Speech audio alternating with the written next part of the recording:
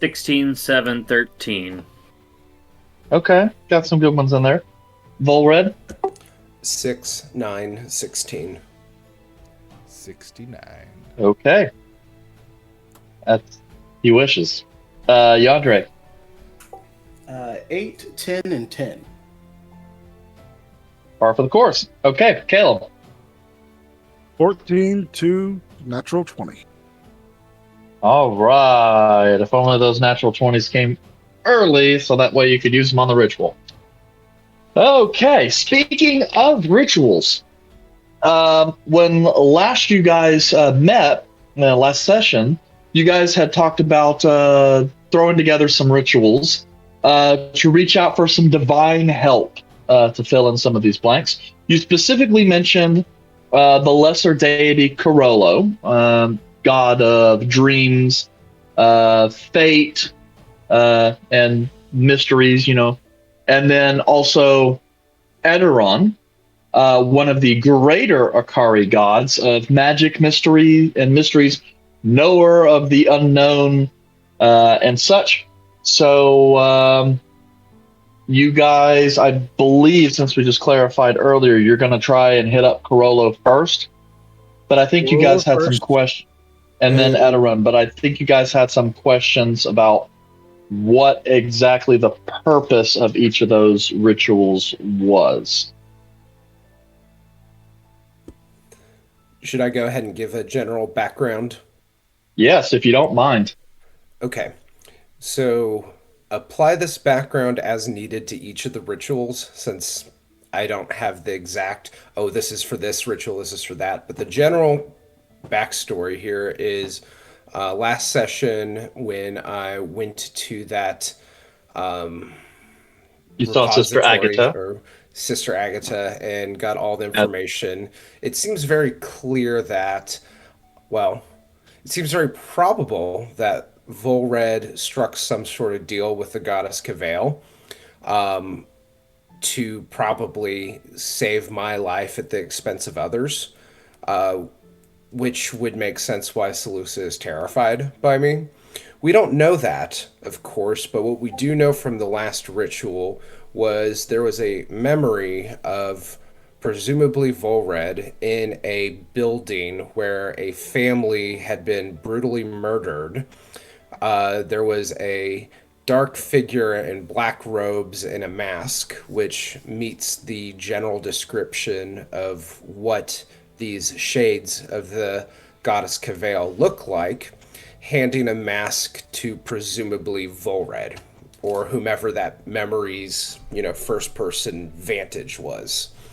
So the goal of these rituals is to get more in-depth knowledge on that specific memory to see if, specifically what actually happened there, trying to determine whether or not Volred made some sort of deal with the goddess Cavail, presumably to save his life.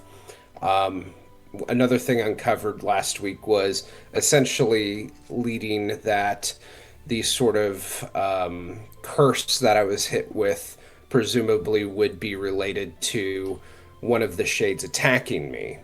So all things aligned, it seems like Volred was a mark who then basically made some sort of pledge to switch, to save his life at the expense of another.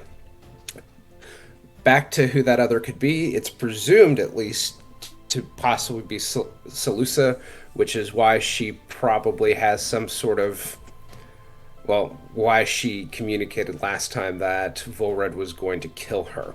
So the other goal is to specifically see what sort of memories had been forgotten in that period of time that Volred can't remember, that would assume that he's already tried to make an attempt on her life.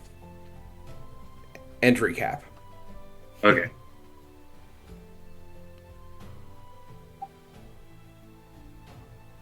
Okay.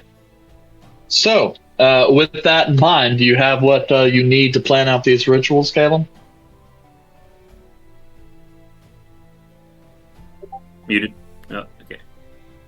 Well, the main one that's going to be different is going to be... Well, I'm creating the Eteron ritual, but the ritual of Corollo, I'm going to keep with the ritual that I already have. And that's when we're going to go into it. But the intent is going to be different. If that will be enough. DM, would it? I'm sorry, I was responding to some other messages. So what did you say if you needed to know if it was enough?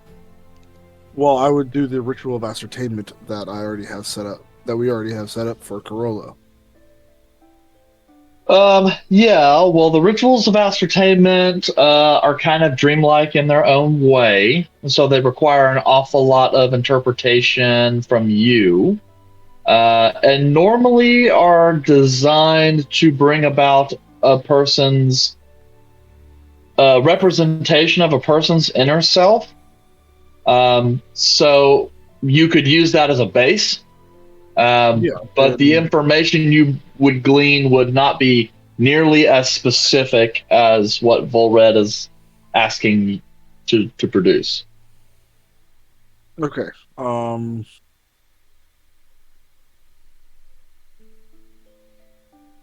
Well, okay. Then I would start with the ritual of ascertainment in terms of how I lay it all out. And then I would also like to draw in a amulet with a eye drawn on it. That is for the mind's eye. And I'm going to also lay down my staff that I have. I'm going to draw out a crown of Corolla. And those are going to be the additions that I'm going to make into this to try and put more emphasis on what I'm trying to do. And I want to try and use that as a interpretation to try and get a hold of Corolla. Okay. So let's see here. So you set up the ritual. Everyone gets in their places. You go. You light the incense. You start performing the ritual with your modifications. Let's see here. I need Calum, Volred, and Yandre, all three, to roll me wisdom saving throws. Fun? Wait, why am I rolling a wisdom saving throw? You will find out. Well, Volred and Caleb both have the potion of advantage. So if they need that, if they think they roll shitty, just keep that in mind. 15 total. 8. 17 total. And again, Bored, you have the potion of advantage. If you want to use it on that. I feel like that might... Would this be the best time, or would it be if we are possibly dying later? Anytime. I mean, this is the first roll, bro. Anytime. Yeah, I'm going to save it. How close are they to Kelmac? Doesn't really matter. They specifically are having to roll for a special reason. Okay. I have a 17. Yes. So, Yandre, it seems initially that nothing is amiss. Calum goes into that deep meditative state that you're familiar with. It appears, even Volred drops there. All appears normal until you hear the sound of both Izal and Kelmac hitting the floor. Bodies limp, sleeping. Sleeping? Sleeping. I do want to let you know I am immune to magical sleep, by the way. So I don't know if that was. Yes, I know. Which is why you and Volred had to roll, because this is God magic sleep. I'll take a nap. I'm not You they just doing called it a are. roll. They are. So Calum and Volred are both, They appear to be trancing, and I am the or only alert. you're the only conscious person in the room. Yes, Kelmac. Where are we doing this ritual? In the stairway. in the stairway. In the stairway? Okay. So I just drop and roll down the stairs. Yep. That's why we didn't benefit from his powers. It was already. Just I'm standing there. Yeah. Man, this ritual's taking kind You of. did it in the stairway so that if anyone did pass out, they'd take damage and wake up. Out of spite. We're in our I'm room. just wondering so that. Okay. We did Okay, actually off do it in topic. the stairway. Off topic, but I want to ask, since Kelmac is a cat, does he get different falling damage? No. Not that kind of cat. I just wanted to know. Now, I've seen him hit the floor. There's no landing on your feet every time. Nope. He's used to letting his armor take the brunt, so all that kind of feline agility is largely been bred out of him. So, anyway, Yandre, you sit or stand really at this point alone in the room as the smoke and scent of incense fills. Then you hear a voice from behind you, as kind of a light, somewhat jovial, aloof voice goes, "Oh, I did that wrong." You did what wrong? Yandere turns around and just like stares at this individual. Yeah, it's, sitting on one of the beds in the corner of the room is this very thin, kind of pale elvish figure with this kind of long midnight black hair that just kind of spills past his shoulder, wrapped up in this kind of dark purple robe with golden accent that looks much too large for him. As he holds this kind of little staff that's just kind of, he's almost kind of hugging it in a way, and it sticks up over his shoulder and goes way past, way over his head. So he goes, "Oh, I meant to bring them to me." Did you mean all of them or just the two that are doing the ritual? Well, just the two. But, well, you guys were standing a little close. I guess that's true. Now, does this... What, Reggie? Oh, you're the god. Yes.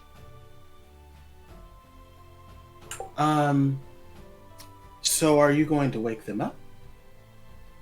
No, guess I'm going to return home and hopefully they'll be waiting for me. But it was nice meeting you. Wait, Yes. you said hopefully they'll be waiting for you. Well, the dream realm is quite vast. And in the time you and I have been talking, a rather large amount of time has passed there.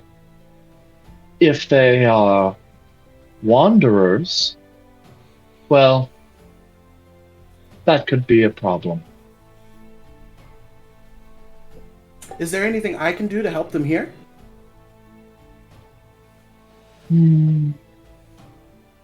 Well, it has also been said that people can hear you when you're dreaming. So if you get really close to their ears and whisper in, they might be able to hear you. Okay, I'll do that while you go and find them. Are you actually going to find them, or are you just going to see if they happen to make it to your place? Oh, I'll find them. After all, though the dream realm may be vast, I I'm a god of dreams, so it shouldn't take me that long. Great. And then how much time has passed since we started talking? Oh, a few hours in the dream realm, I'd say. It really differs. Time stretches and then compresses, stretches, then compresses. You know, it's a lot like correlating the prime material to the Feywild. Oh, great. Well, then I'll make this next question really easy. This one here, points to Volred, is trying to figure out why his sister thinks he's going to kill her. Do you have any information on that? And he just kind of stares up a little bit. I'm afraid if I do, I can't tell you. You see, I tend to communicate through dreams, and quite honestly, it's not your information to know. But once I give Mr. Volred any information I have, you should feel free to help him interpret it. Great. Cool. I will work on trying to get these other ones, and then you can go find those two. Excellent. I look forward to seeing you again. But I don't dream. Well, you can. You simply choose not to. Okay, it's been about 6 hours since we started talking, so I'll let you go, and thank you, and yeah. Okay. Bye.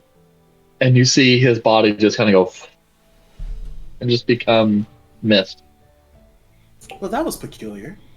Okay, so for the rest of you, you guys awake in this sort of rough marbled floor, sort of, I guess you would call it, like almost like a Roman temple, a Parthenon. But instead of sky, you see out in all directions and see nothing but starlit night. Though the area around you does appear to have some light from somewhere, you're not entirely sure. Nonetheless, it feels comfortable. There's a little bit of lethargy that kind of sits in your body, but at the same time, you feel rested and serene. However, it is just your little group, and no one else seems to be present. Is Yandere there? Yandere is not present. Though you guys, of course, are quite surprised to see more than just Volred and Caleb. Volred, I immediately kind of look down at my hand and arm and just kind of inspecting my body just to, try to get a basis here. Like, is this a dream? Like, where am I? Like, checking the general sense of self. Okay. It's as you kind of go and touch it, it's weird. It's kind of like when you touch your body when it's like numb, like you can feel the pressure, but it just doesn't feel right. However, you appear, your clothes are much better shape than they were in the waking world. And there's, some aches and pains and stuff. The mileage that one obtains in battle that seems to be present. So you seem to be a more perfect version of yourself. But you are present, and your mind, though slightly foggy around the edges, does seem to be working. I pinch Kelmac. What? Do you feel that? Yes. Damn. What was that for? Kelmac. Wait, I thought we weren't supposed. Were we supposed to be involved in this? Some bullshit. Caleb is just I thought we were just going looking to around. stand guard. not really saying anything yet. I don't much appreciate being dragged into rituals. understandably, probably not your fault, Caleb. But maybe let's figure out a zone of effect next time.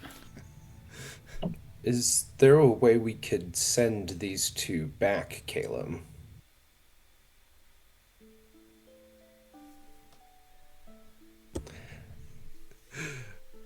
Well, where are we? Everyone wants to play Dungeons and Dragons. I know. I'm like, why is everybody coming into the screen?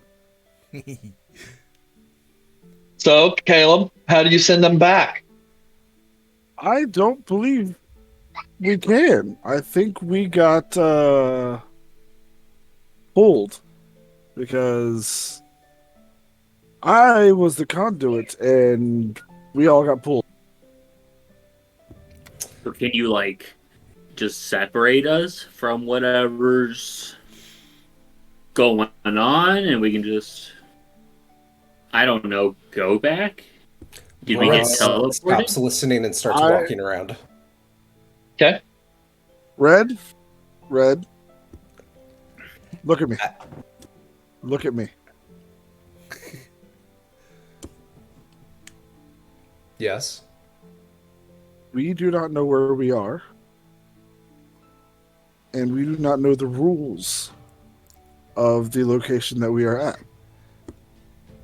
I try to jump. I really, would really just high. like to. I would just like to tell you that, given our predicament, I would not do anything that might come off as intrusive in somebody else's world. As I put my hands together in front of my mouth and yell hello. Izal, you lift off your feet, you rocket up, and then you just kind of pause and are just now drifting in air. Caleb, I broke it. No, I do the same. I no, bend don't. down with my athletic strength and push up very quickly. I read about this in a book. If I can't reach you, I can't pull you down. As I like Volred, start pulling you these all leap down. up into the air, gravity finds you again, and you land. Huh. Wait, You have to believe. Azal, how'd you do that? You gotta believe. I pause, kind of take a moment to collect myself, and I attempt it again. Okay, so you take a moment, pause, find your inner Peter Pan. All right. This time, you jump. You kind of slow, and you're still moving around a little bit, but you are floating. This has It's to do just with the rolls that we did. We. I don't have any gear with me, right? It's just my armor. Or am I even wearing my armor? I don't know. I would imagine so, because I imagine Kelmac's internal visual of himself includes that armor. Yeah. I probably wouldn't have my gear, so I have no rope to keep you two loonies Oh, grounded. this is fine. This is fun. You could just hang. All right, I can come I'll down. stay What do we with see it. around us? I shot. What do we see around I'm us at the moment? As you take a moment to kind of gaze more out into the infinite starry nothingness, in the distance, you do see what kind of look like islands floating in space. You can kind of look off in one section. On one of them, it's massive. You see like mountain ranges and forests. It even looks like you can see a bit of a city. And you can merge kind of like Ring World, kind of like Halo. But yeah, like all out, there's like these little pockets of reality, I guess you would say, just floating in this giant soup of space. Now, Caleb, where are we? Is a very pertinent question to be asking. And you are the mystical magic knowledge Given fellow. the individual that we were trying to connect with, seems like Dream World. Okay. All of those little pockets are probably dream. So whose dream are we in? Are it one of ours? I don't think we are in a dream. This is the I think dream we're in a world. dream world. But I think those pockets are dream.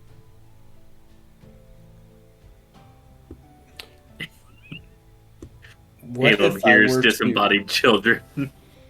Yeah. Somebody's dreams are starting to leak out. Whatever dream that is. How far away are these pockets? Hard to tell, but you would probably guess miles. Yeah, far off in the distance. And you guys are just kind of floating on like this little tiny island with very little land that surrounds this weird little Oculus pergola dome So the- type thing. Yeah, so this Parthenon-esque location is quite large, or is just like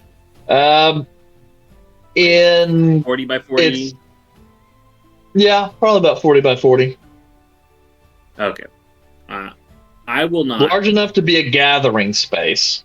Okay. For who Any or what, chairs? you don't know. Chairs, Nope. table. Mm-mm. All right. Well, it's a dream place. I don't want to stand forever long. I'm just gonna like visibly just like, and I want a chair. Yeah. Chair from the Guild House, Hands of the Golden Forge. One of the dinner chairs that I sat at for breakfast and dinner every day. And you just kind of wait as it seems out of the ether, a chair materializes. Hey! I mean, you could float. But you had a question, Caleb? Given my studies, what rules would Caleb know of the dream world? Excellent question. Why don't you roll me a religion check? Let's do this. Calamac, why don't you just float? Then you're not sitting anymore. Because if you, what if you think that you float in a direction and then you can't undo that, and then you float off into 19. and just into the whatever that is. Go on, Caleb. Okay. Caleb, what you know is the dream world, some known as Dalcor, is a bizarre realm whose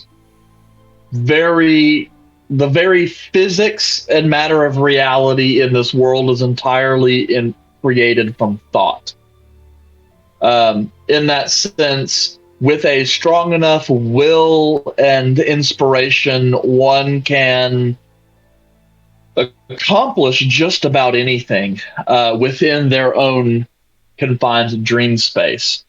You do also know that in various forms, there are numerous creatures that do inhabit this realm that are not controllable via your thoughts. They are manifestations that exist deep within like the id of people and are therefore eldritch and unknowable.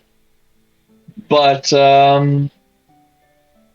yeah, I mean, you can exit dreams pretty much the same way as you can in any dream.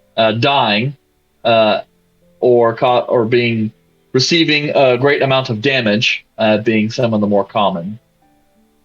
But in a sense, you would say this world is mentally morphic. All Do right. you communicate? Do I know of any such thing that would pull these creatures to us? What type of actions that we could take that would pull the creatures to us? Those creatures, as I said, are kind of pulled up from the id within people. Um, One might even just call them nightmares. And in that sense, they are born and brought into the world through the darker aspects of individuals' personalities, and a desire for the internal mind to rectify an imbalance between stability and chaos. So, as to Alright. say, with your group, just wait around long enough. Do you communicate the point of fact that either great damage or death will wake us?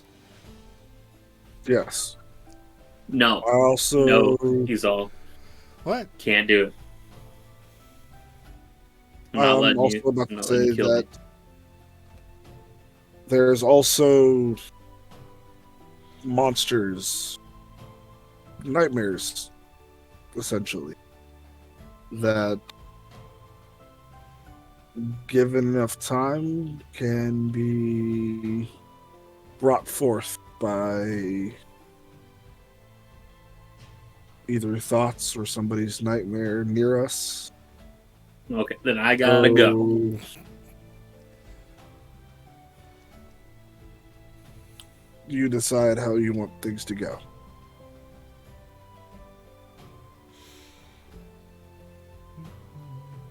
I'm just gonna sit in my chair and just pat my knees and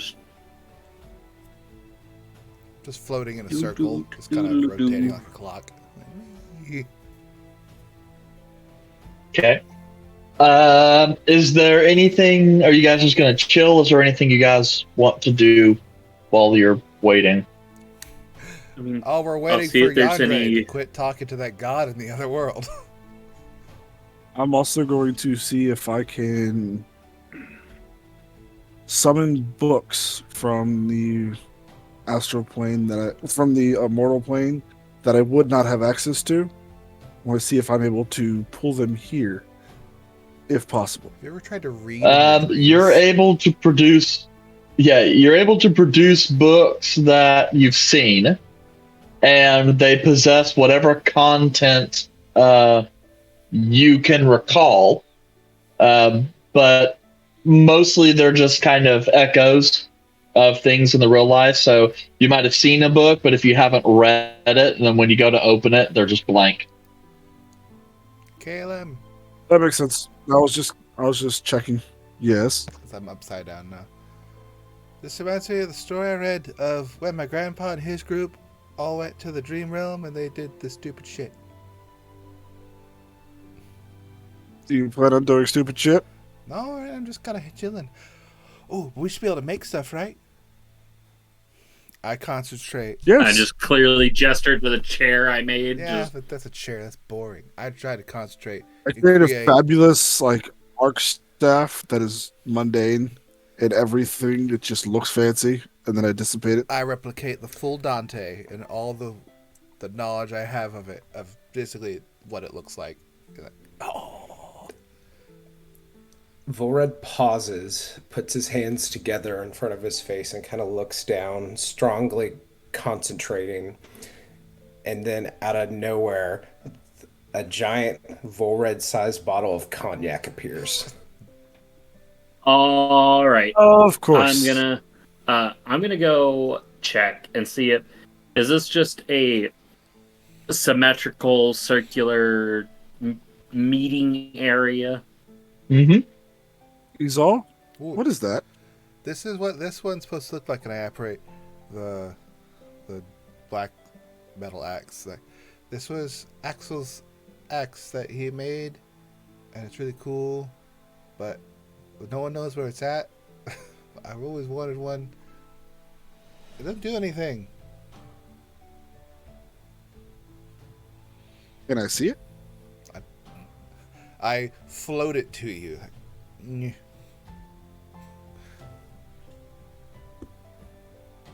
See if it could break the bottle of cognac. It's like a I battle inspect it. Battle of wills. I go up to a bottle of cognac and hit it. Okay, the bottle shatters, and cognac spills all over the floor. A single tear. I lean down and dap my finger in the liquid and go to taste it. It tastes like cognac. Interesting. So then I just will myself a small glass just to sip on. Nothing crazy. I'm not trying to get wasted, just kind of bored. Anyway, after what feels like hours playing around in this space, there is sort of a door, or an archway that begins to appear on one of the boundary areas of this little island. It's like the rocks and earth kind of shift to make an archway, and then in that archway a door appears. The latch quickly opens and the door slides open, and in steps this elven figure with this kind of oversized purple robes and kind of the long dark hair spilling past his shoulders, and he kind of stands there with this staff and goes, "Oh, good. You stayed put." He turns around and kind of closes the door and kind of starts slowly making his way over to you. "I was concerned that you guys might have tried to head out into the nothing." As soon as I see somebody come through, I'm assuming since we've been here for hours, we've broken a lot of shit and made a lot of shit. I'm going to immediately erase everything that is behind us like nothing happened. But Yeah. very obviously, they can see that it's slowly dissipating. But I'm like, oh, hi.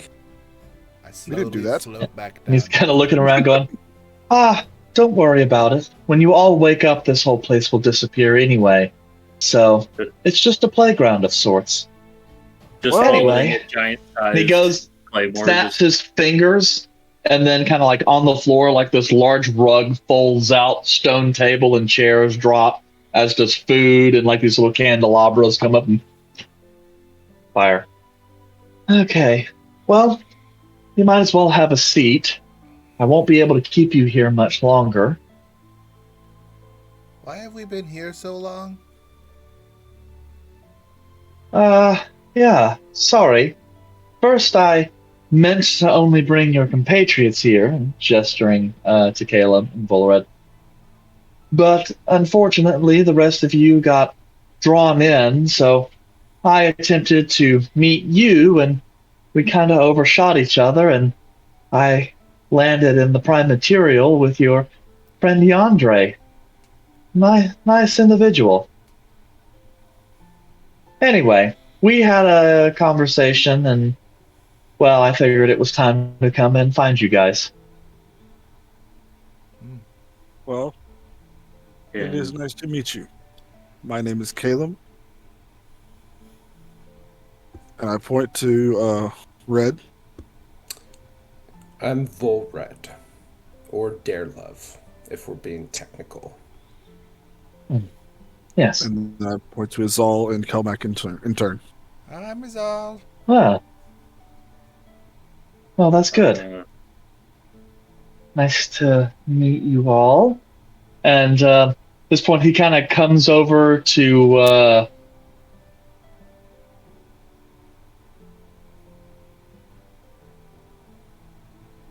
okay.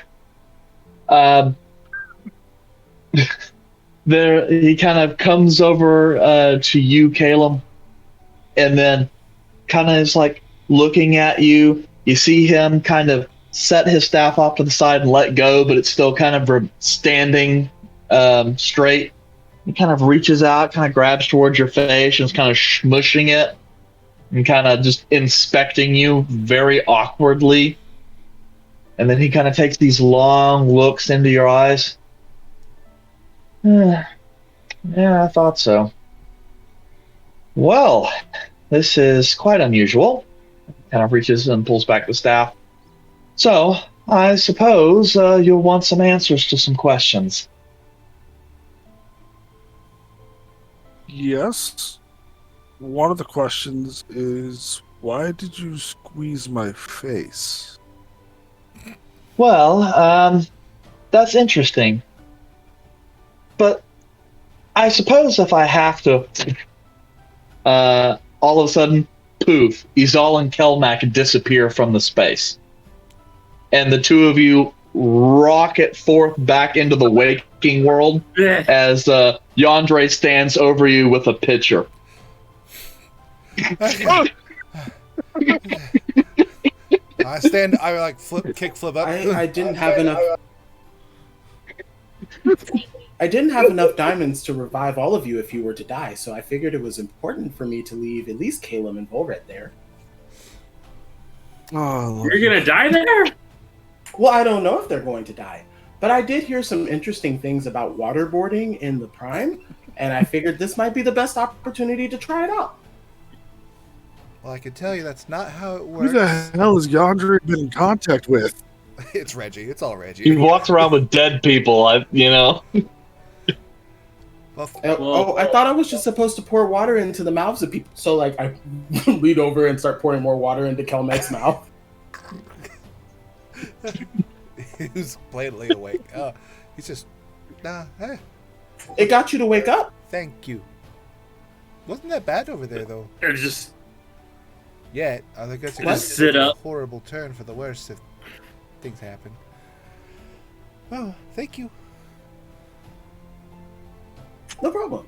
The person that was here before, the god, said that you guys had been in there for like a couple of hours, even though we had only talked for like maybe a minute. Oh yeah, we could make stuff in there. Like it's a yeah. whole dream thing. Like Kelmac made a chair. I floated. Fun. She made a dar. It was a full. That was pretty cool. It was a full Dante. A dar is a type of boat. Yes. You should tell me and regale me of all of your adventures that you had for those couple of hours during the dream realm. All right, it's gonna take like 2 minutes. We didn't really do much but break a bunch of crap. But there we go. It's like we start drying off. We tell them the crap we made and broke and Yep, how to keep ourselves entertained. Yep. And then as it goes, and the stuff falls away, Rolo looks back and says, "Oh, well, I guess they woke up. Oh well. So, to answer your question, I've heard some things and was interested to see if they were true." What have you heard? Mm-hmm. Oh, come now, Caleb. You know that's not how I work. Your fate is, well, it's a complicated thing. And unfortunately, I can only give you an idea about how things may shake out, weal or woe, as it were. I can't give you too much in the way of specifics. At least, not while your power is still a little seedling.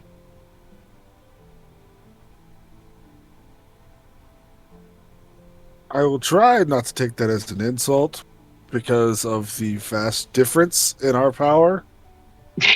But just know that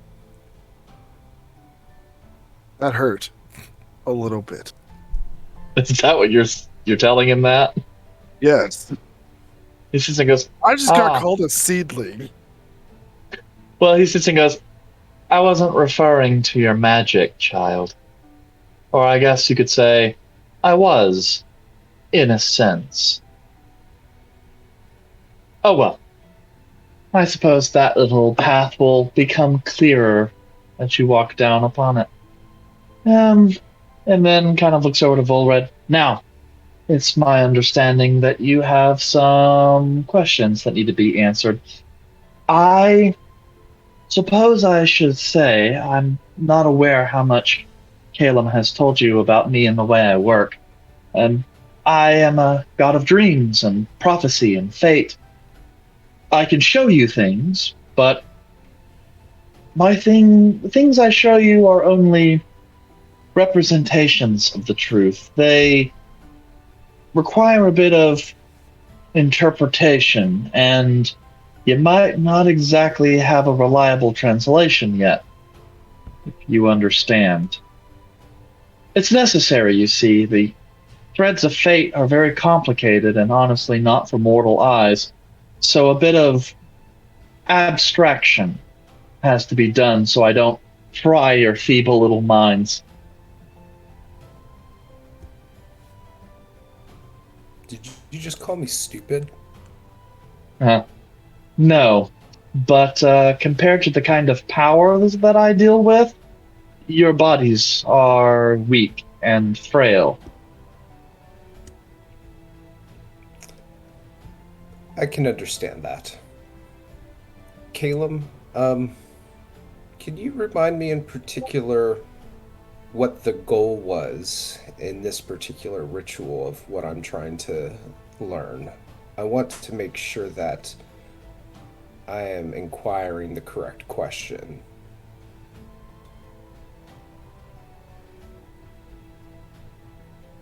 Well, the last ritual we had, there was that dream sequence that you had uncovered. And Yeah, sorry whether or about not that, by the way. more about that. Gotcha. And should I refer to you looking back over at, how do you say his name again? Sherlo? Hey, Rolo. Corollo. K. Hey, Rolo. Rolo. That's CHAE. Kirolo. Should I refer to you by name, God, Your Highness? No, not your highness. Carollo is fine. Um, or God. That's fine. Although I am only one of the gods, obviously. Well, your God. Um, there was a specific dreamlike memory, let's call it, in a previous ritual, and it involved essentially witnessing a murder scene. And I want to understand if that was a, first off, true moment in my life, and get a better recollection of what happened more in its entirety. And we would Uh, also want to see if that was an interpretation or if that was an exact recording of what he saw. well, in truth, memories are more my sister Arome's dominion. But I can tell you that the dream you had before was something that came from me.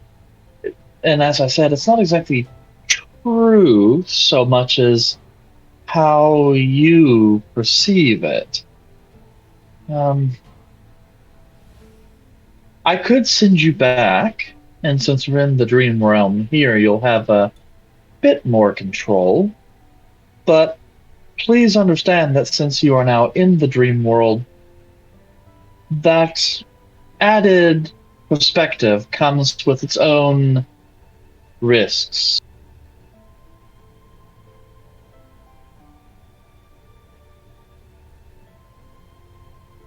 Sorry, I'm taking some notes. Fair enough. What? So, one other question prior to our departure. If would an interpretation of this, since you are the god of fate, lead me to believe that this memory or projection of a dream is something that may happen in the future as opposed to in the past?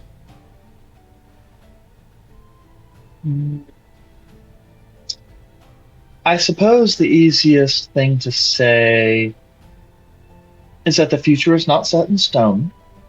They can be influenced by actions of mortals and choices you make, and that the threads of fate span all time, past, present, and future. So,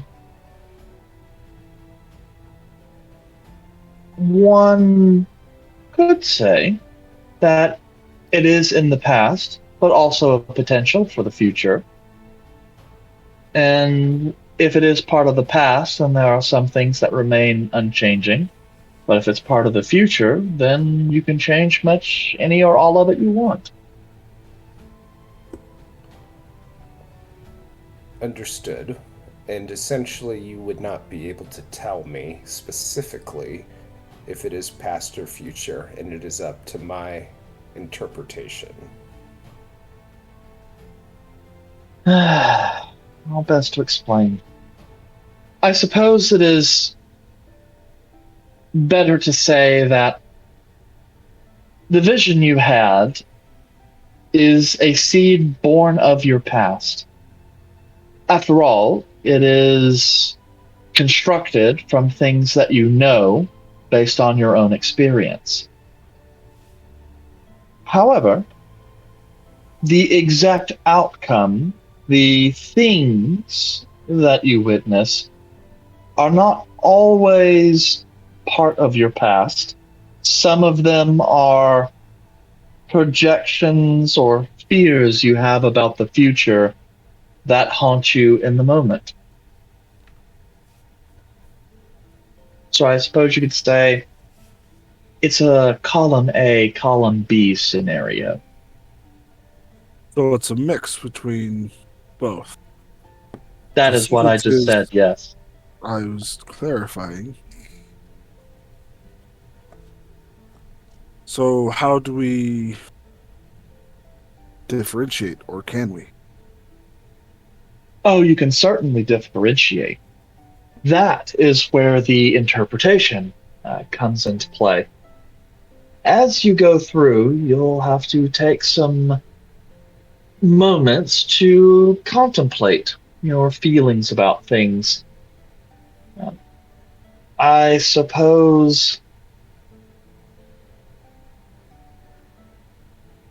if you go into it with a desired outcome in mind, that will change your perspective of the things that you see and help you determine whether they are past, present, or future.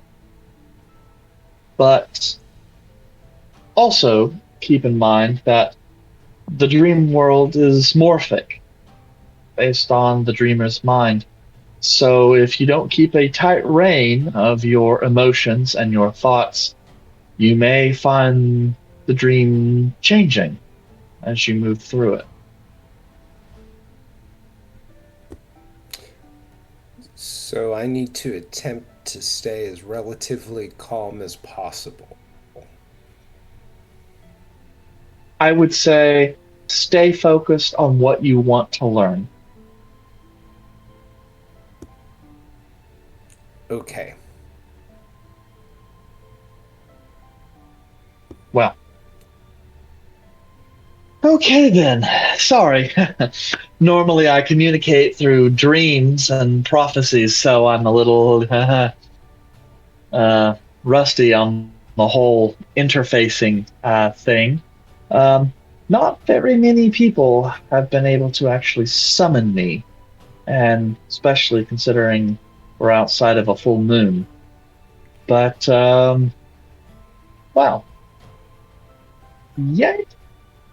Once I send you out, though, I'm afraid you likely won't be able to return here. And, well, it may be some time before myself or you, Caleb, have the power to interface like this again. So, in the future, you might have to travel to one of my shrines or a temple to juice up that connection, so to speak, if we want to talk like this. But, yeah. So, Thank you very much. whenever you're ready, and he kind of gestures back to the door that he came through. Thank you very much for being with us. Oh, it's my pleasure. Just feel free to, pray to me if you need any guidance or, so to speak. That's what I'm here for. Most definitely. I look over to Red. Any other questions before we head out?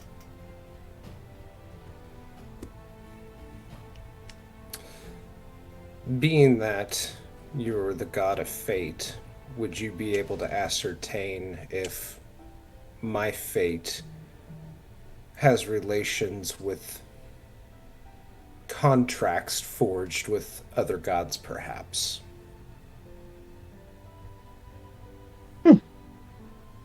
Well, I suppose I could perform a little parlor trick.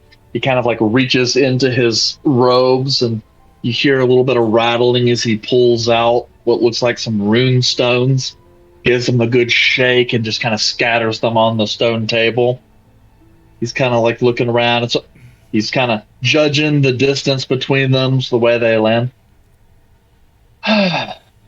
Weal and woe, child. Weal and woe. I can tell you that the path you walk branches, and quite considerably, as soon you're going to have to start making some choices.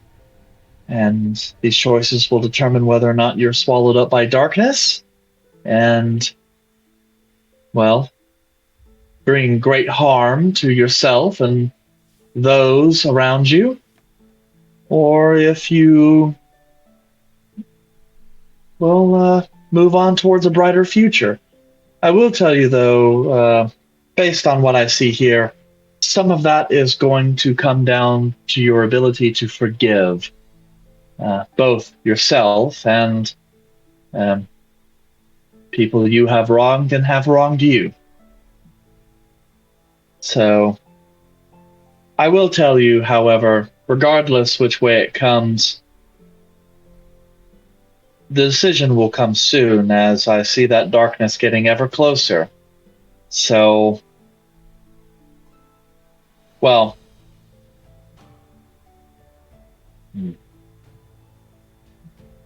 I wish you luck.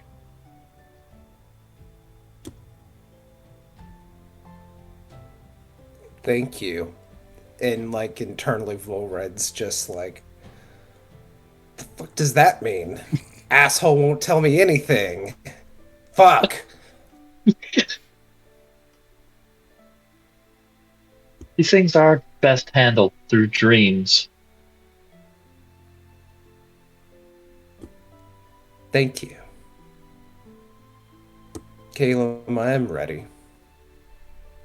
Let's head through the door. Okay. As you guys kind of get up and start walking away, you see Carolo kind of go,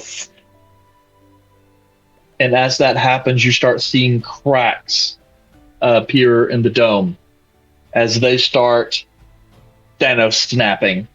The far edge of this little island, you start to see crack and crumble away and start floating off into nothing as this little island gets smaller and smaller and smaller as you approach the door. And once you get there, well, it's there and ready for you to pass through. I'll go through first. As will I. You'll both go through first. Okay. Side by side. You open the door. Oh, I mean, Step after through. I meant. So, Volred, what destination do you have in your head? That specific dream memory. I believe I am trying to conjure in my head any sort of recollection of that setting and happenstance from what I can remember. Okay. You guys step in and immediately are hit with this feeling of warmth and the smell of iron in the air. And then next by like a metallic taste kind of on your tongue. You smell it first, Caleb, the smell of blood as you look and see a corpse freshly slain over in the corner of this room around a table near a door to what looks like a back bedroom. As you're kind of glancing around, you are somewhat surprised when you see instead of Volred, you see a single white and silver mask shrouded in darkness. As far as you can tell, you stand next to a shade of Cavail. Given Okay, the real context quick. of what I know, go ahead. I was gonna say, like, in this environment, we are not necessarily interactors with like the shade. The shade wouldn't necessarily see us or interact with us, or like, is this like, how does this work? You are the shade, Volred. Or at Oh. least in this room, amidst the corpses, there is the effigy of a shade, and there is Caleb. Oh, okay, I see what you're saying. Yeah. And then, yeah, looking around, you can kind of see you're wearing, Volred, like these dark, kind of very tight black leather gloves, these kinds of rolling robes, and just kind of glancing around, you can feel the weight of the mask on your face.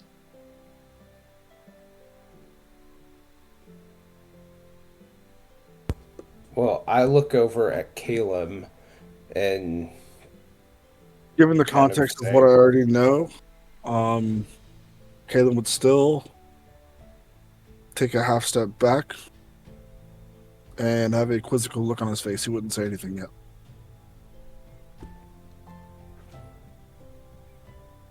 Caleb, it's me. It's Volred. That's interesting. I look You're around supposed to see if be viewed as your own interpretation of yourself.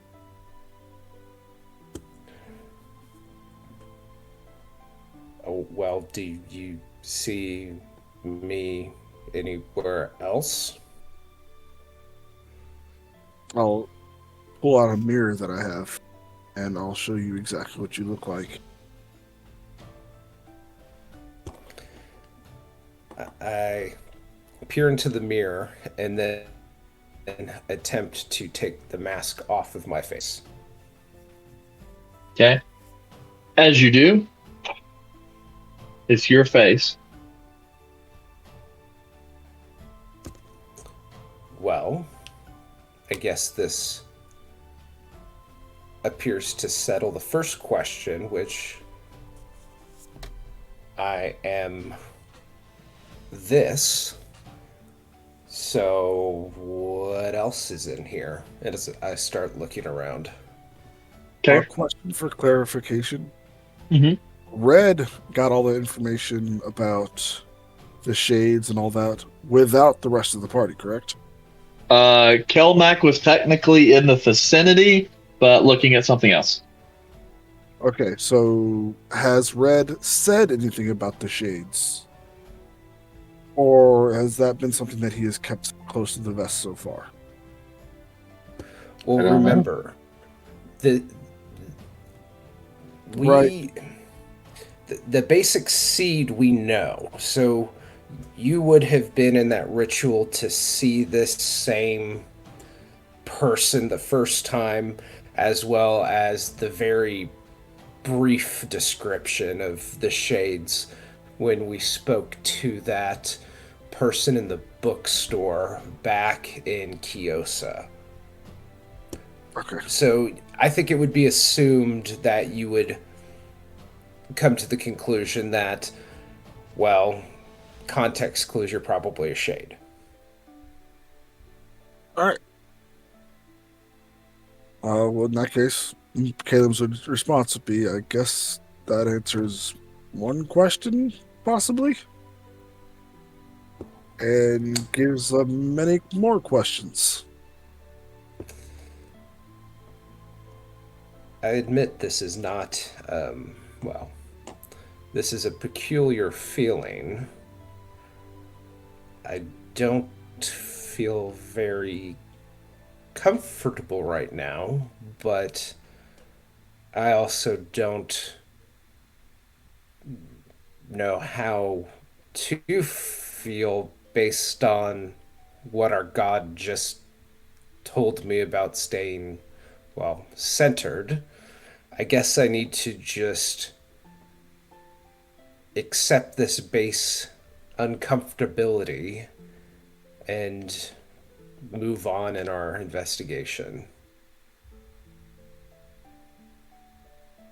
That is probably the best idea.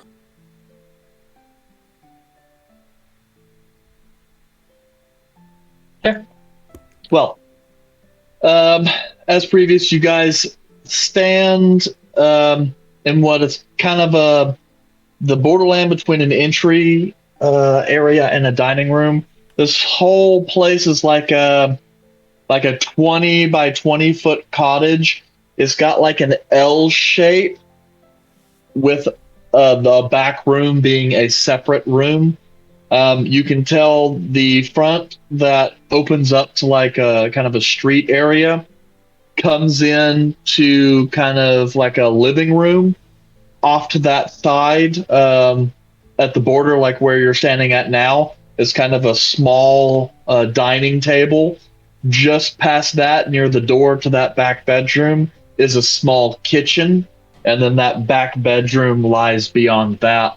And it is over in that general area that you find the corpse on, or that you see the corpse on the ground, freshly slain.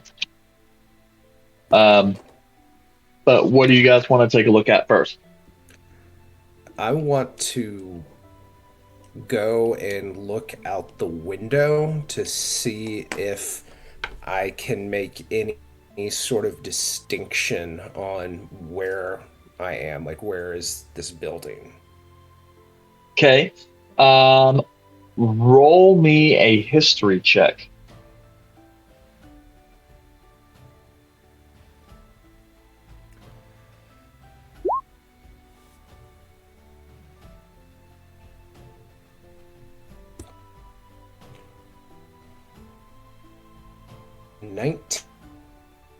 Okay. 19. So, Volred, you glance out the window. The area, the neighborhood, doesn't really appear familiar to you. You do spot a couple landmarks, however, that, in a sense, kind of strike you as familiar. You kind of look off to one direction. I guess staring out the window, it would be, I guess that would be like 10 o'clock or 11 o'clock. You see this large kind of castle-like structure kind of rise up above the surrounding town. And then just kind of off to the left of that, more in like the 8 o'clock area out the window, you see what looks like a church with distinct, it's hard to see this late at night, but distinct triangular roofs that reminds you very much of Coriston. And it leads you to believe that, at least within the dream, this house seems to reside somewhere in the Havens on the western end of Coriston.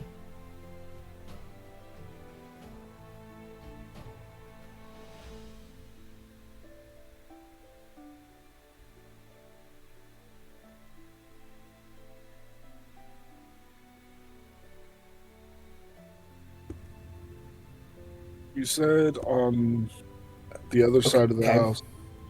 Oh, go ahead. My internet did kind of lag a bit there. Mm-hmm. Sorry, my internet kind of lagged out there in Yep. the description. The main thing was large castle-like structure, church with distinct triangular roofs, and it looks like Coriston. Yeah, specifically the Havens on the west end of town.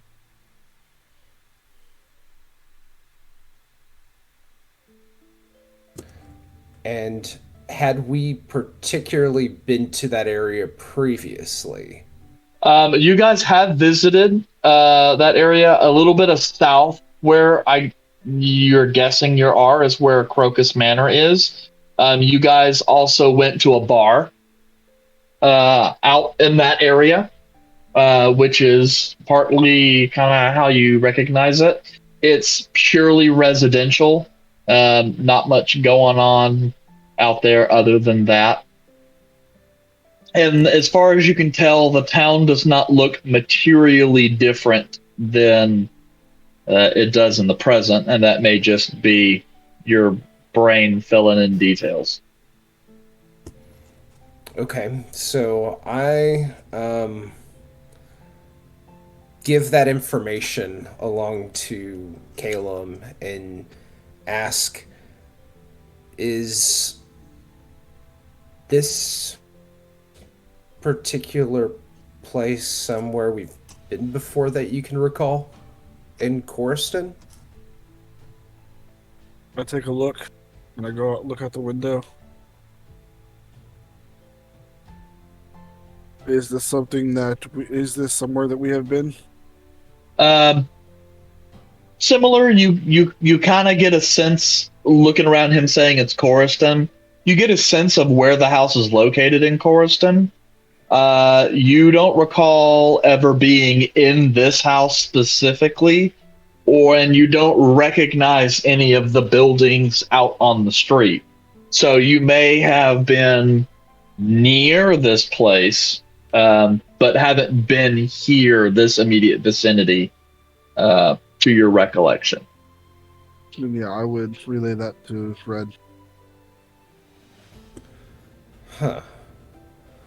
Well, this is potentially good because DM, had Volred ever been to Coriston that he was aware of previously, like as a child or anything? That's kind of up to you. It's possible that he could have been, but I'm gonna defer that to you because you know whether or not, or you know better than I the extent that your father would have allowed you to travel with him. That's fair. I probably would have been to Coriston. I guess rather back to Calum. If this is in fact Coriston, this dream would probably be from the future. I don't think it would have been possible for me to have gone from being shot in the forest to killing whomever his residence this is in Coriston and back to Kiosa in that amount of time. So I'm hopeful for that, but we should probably keep looking around. So you think this manifestation is come about from your own fears? Possibly. But would it not be weird that, presumably with no knowledge of the shades or the goddess Cavail, that this is the memory to come to us in that ritual? Granted, maybe it's a warning that my future actions could lead me down that path. Yeah.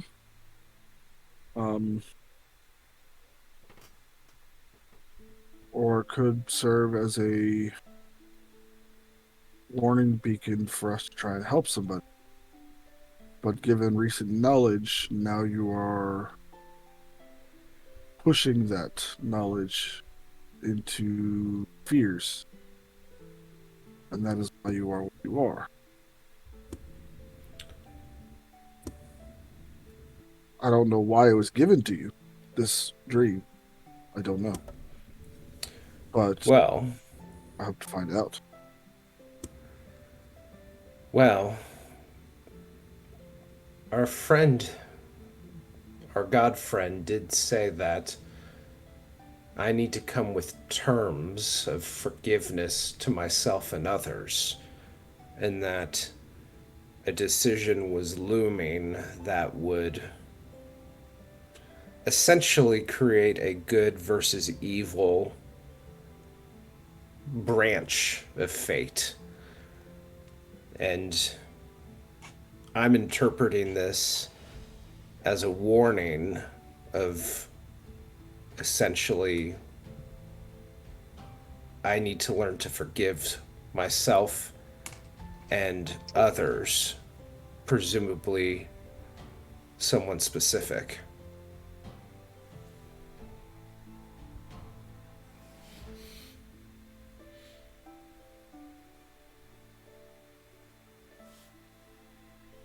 Yeah.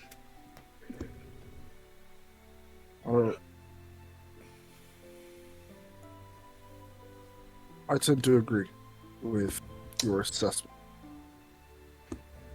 Let's look around the house more. Yes.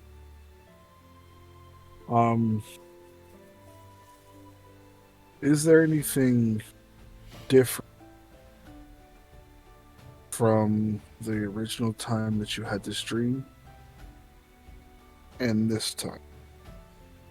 And I'm going to try and walk through what's happened and what he sees to see if there's something added or something changed from when he had this dream the first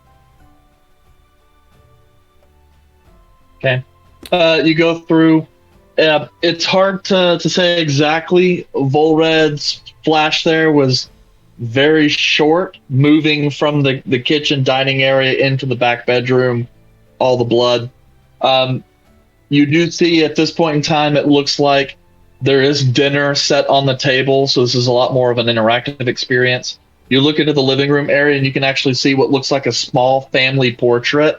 A man and a woman with two children, looks like a boy and a girl, not people you recognize. It just feels like a standard lived-in person's home, except some kind of a struggle took place.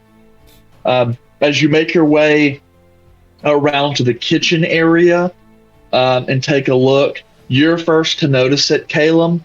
The corpse of the man that lies here in the kitchen is that of Lanran KOC.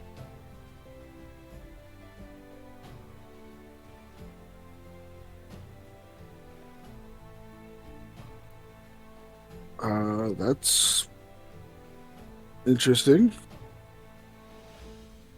Red, you might want to come and look at this. What is interesting?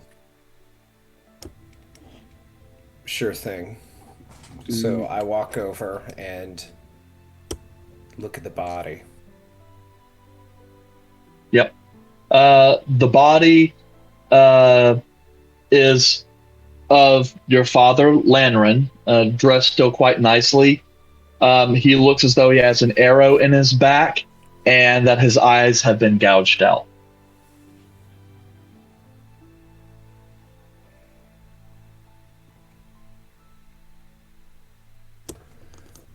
I kind of just stand and stare at the body for some time. Caleb is going to look in the other rooms in the house to see if there's any other body. Mm-hmm. Caleb, you take a look in the back room. You see crumpled on the bed and kind of this small, kind of clinging to each other. You see the bodies of Farona Kiyosi, Volred's mother, and of Elduin Kiyosi, Volred's younger brother. They appear precisely as you recall them, not children. And their bodies have been horrendously butchered, with pieces of them lying around, blood splattered all over the wall. This was an absolutely vicious killing. Do I know of what manner, if it was a beast or some sort of killing type thing? Yeah, after taking a moment to keep your imaginary dream food down, you can kind of tell this on first hand would look like some kind of beast came in and mauled them. But no, your instincts were correct. This is like a vicious anger killing, rage kill. And it's bizarre overkill.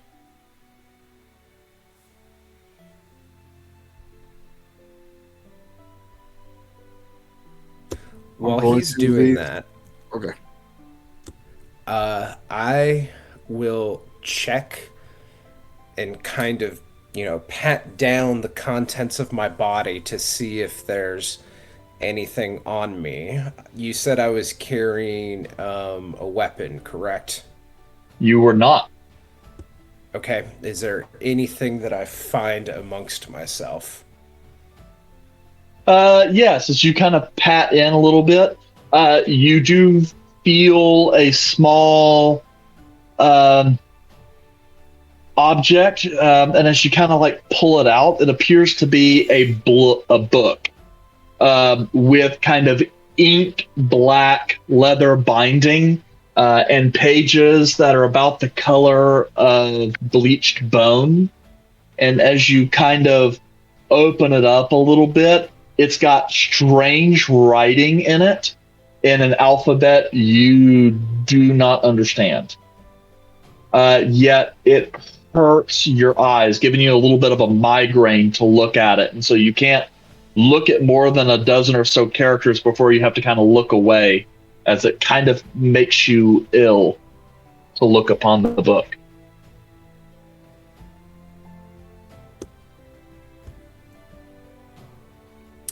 I kind of call over Caleb. I found something. At this point, you see Caleb white-faced. Yep. Shut the door behind him. Yep. As you look into the kitchen room, Caleb, you see Volred kind of kneeled over Lanren's body, a bloody knife in one hand, and blood splattered across his face.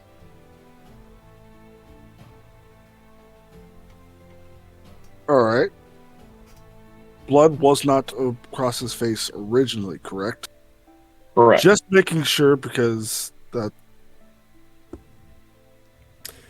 Yeah, it was an arrow previously. And Lanren's back. Yeah. And what did say that again? There was. Yeah, to clarify here, it is almost as if you guys are having two different perceptions of the same space. In case that resolves some cognitive dissonance there.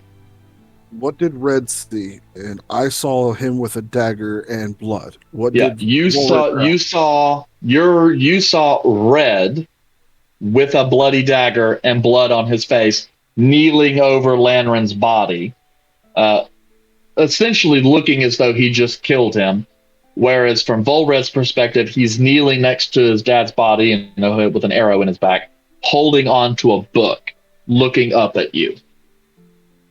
And Caleb, as you kind of have to double blink, your eyes kind of the visage of bloody Volred disappears, and you see him kneeling before the body, clean, but carrying some sort of black tome in his hand.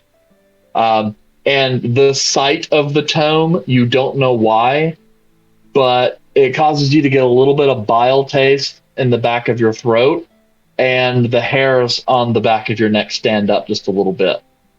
That's me at the sight of the book, not reading the At name. the sight of the book. Something about that book, when you saw it, gave you bad juju. Red, put that down. I immediately listen to what Caleb says and drops the book.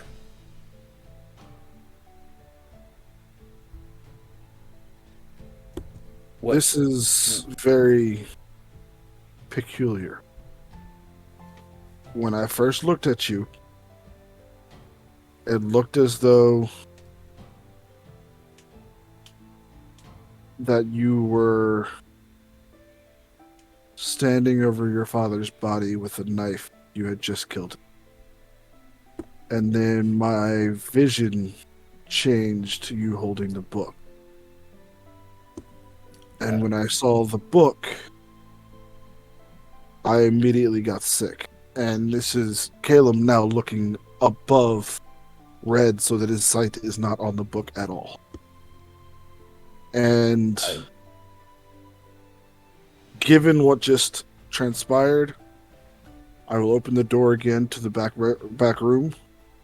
Is the scene the exact same? Yes, it's the same. Okay, and then I'll shut it and go up to Red. Caleb, I assure you, I didn't have any contact with this body. I was looking at this book, which, now that you say that, I had opened the book and there's some language, alphabet that I can't discern, and it made me feel uncomfortable to look at. It gave me a headache. I will say I do not think that you did it. I was just portraying that the visual that I got as soon as you turned around. Given that your father is still alive, I'm assuming this is of the future possibility. And Yes. Given what I've seen in the next room, I think something is going to go direly wrong, and we need to find out what.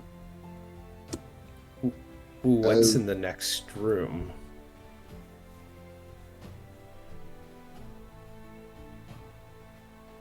A sight that nobody should see. I don't listen to Caleb and I start walking towards the room.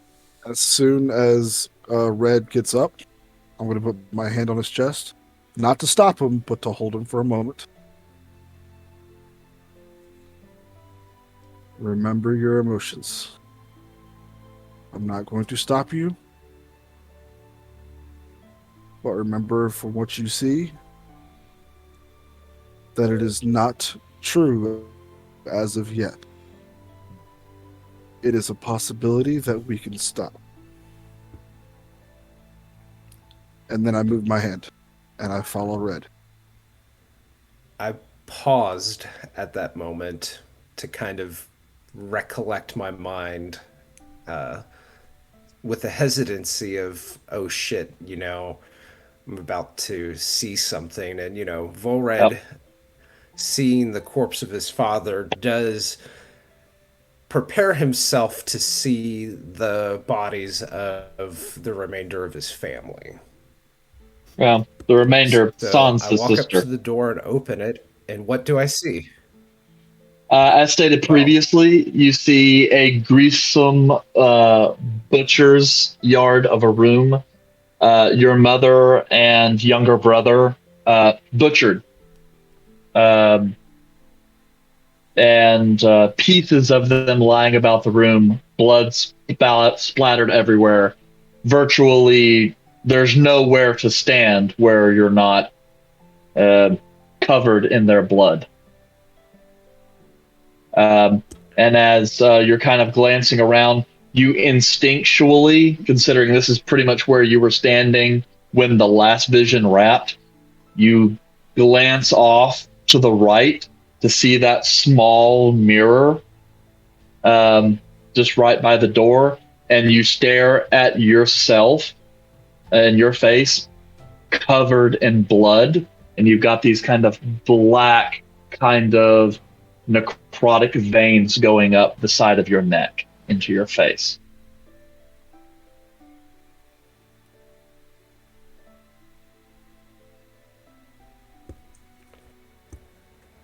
I immediately look away from the mirror and just kind of stare up for a few moments and then calmly look Caleb will back put down. his hand on her shoulder to try and comfort him.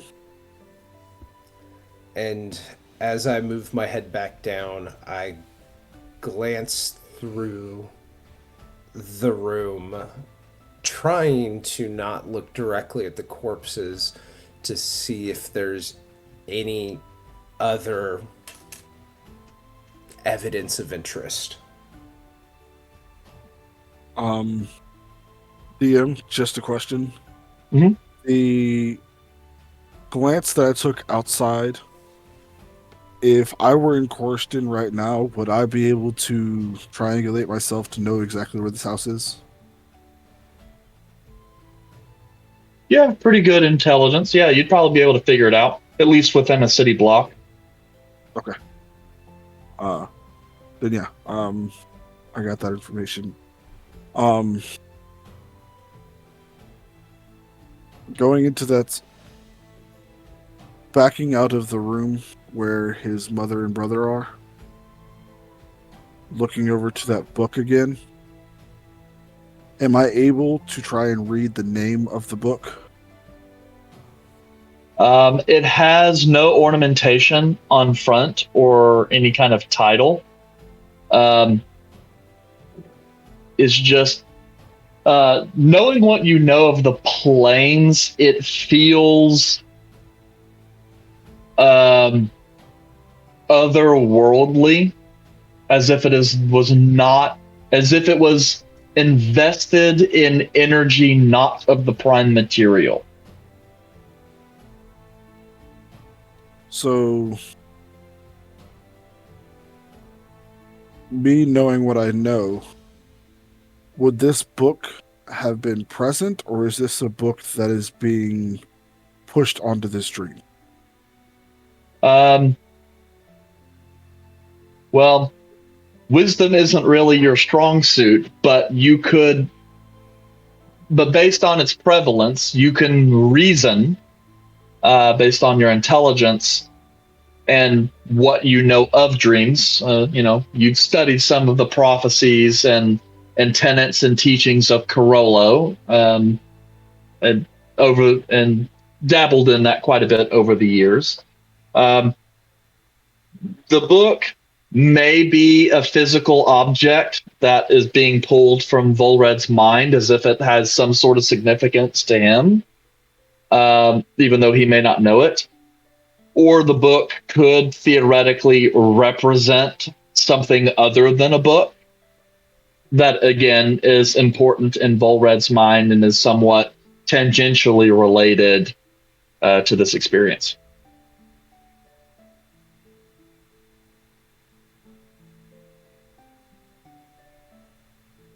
What happens whenever I try to pick up the book?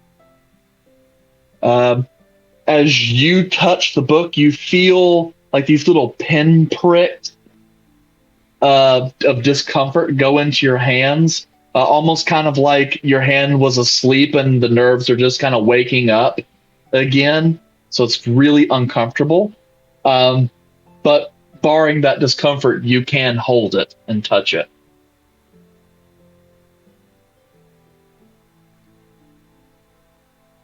When I try to read it, do I get the same thing that he does?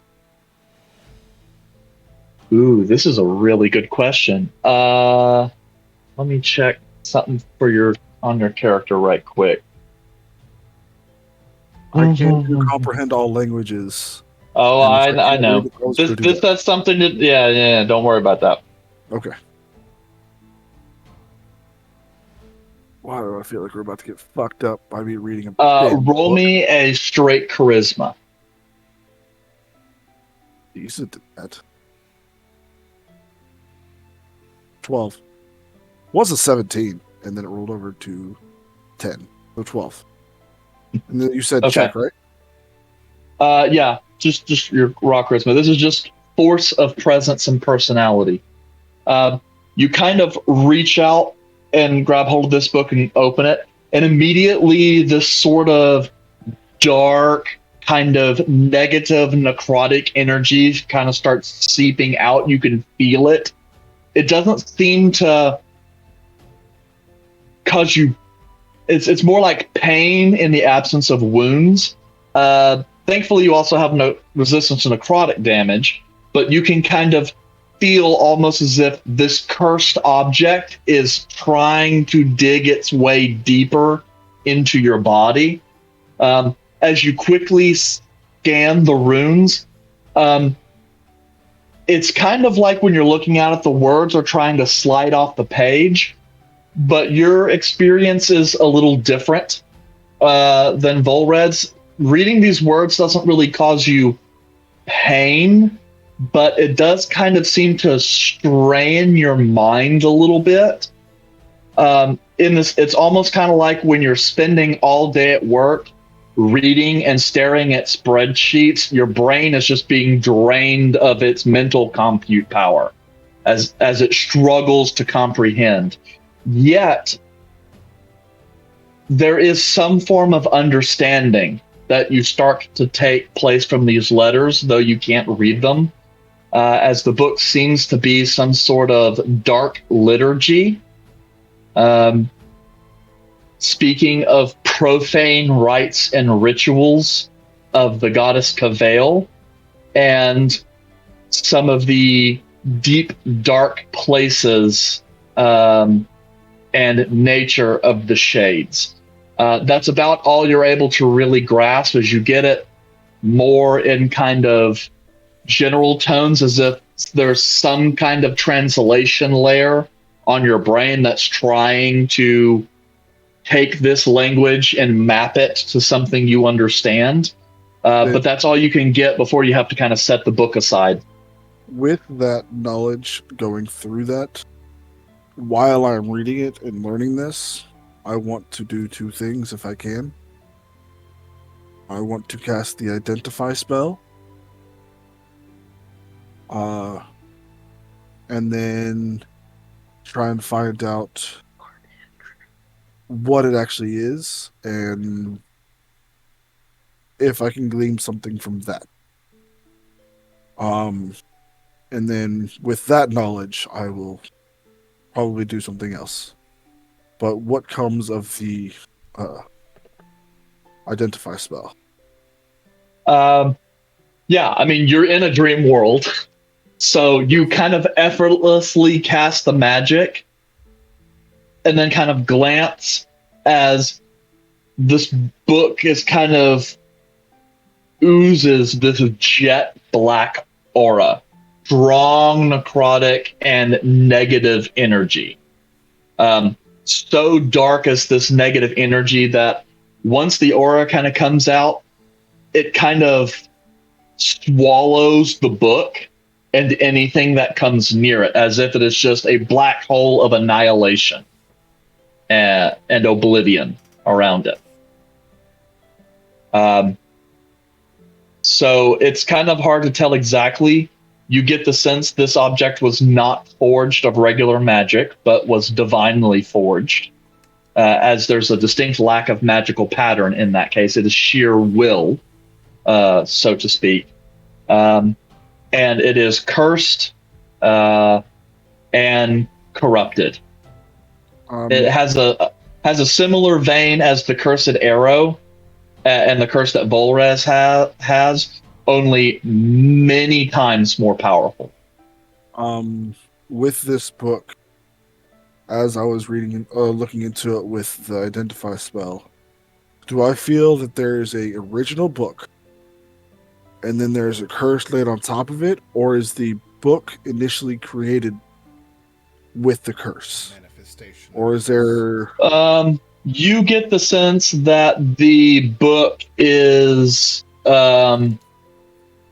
the curse and the will made manifest, as if the book is just an interface. Or to say the book is the curse is the book, if that makes sense.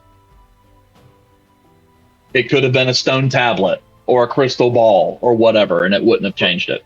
It's just the form it takes. Like the moment from Doctor Who. Volred?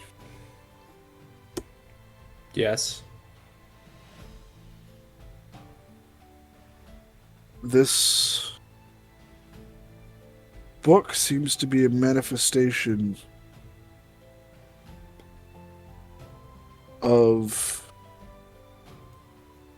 your curse, along with the curse of the arrow that we've seen, but amplified by thousands.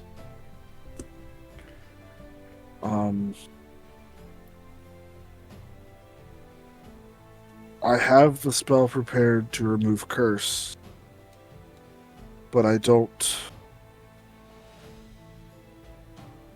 know if it would be wise for me to do it.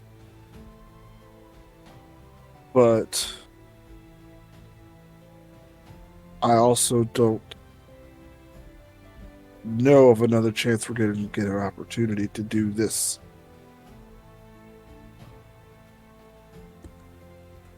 What are the pros and cons here?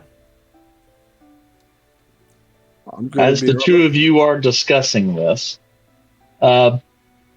Caleb, you start to hear this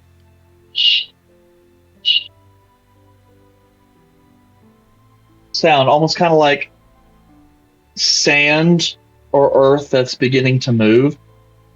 And as you kind of start looking around, you start noticing some of the edges of the house and area are starting to disintegrate just a little bit.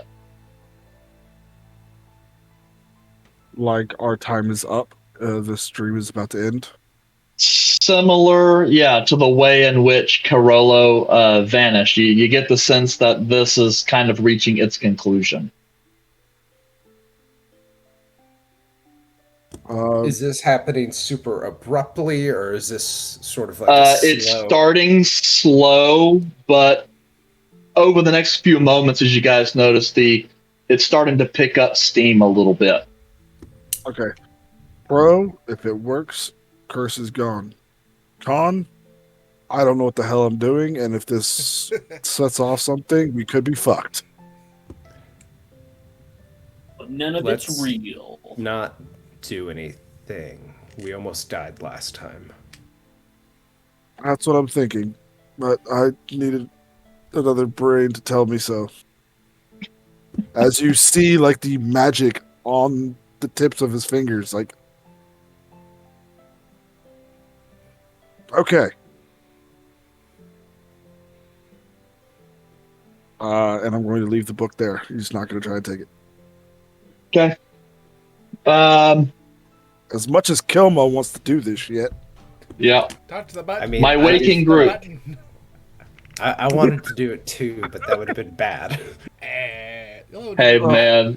It's like, hey, I'm totally down for a TPK. Ari's the only one You who'll know? be mad at us. It'll be fine. But my waking group, you guys kind of sit there as you guys are now up and drying yourselves off. You see us like both Volred and Caleb kind of flinch a little bit, not for pain or anything. Kind of like as one might if they're unsettled in the dream. And then after a few moments, you watch as like you see Caleb's hands start twitching a little bit. And as he kind of like breathes and his eyes kind of flutter a little bit, you can see arcane light flash in them. And then after a few more moments, they just kind of go and come back to consciousness. I have tied Caleb's shoes together. Clarification: the spells that I cast in the dream were they cast in real life? No, they did not use arcane, no spell slots. Okay, just double check. Yandre will come by and kneel next to Volred, and he'll just look at him and just say, "Is the floor comfortable?"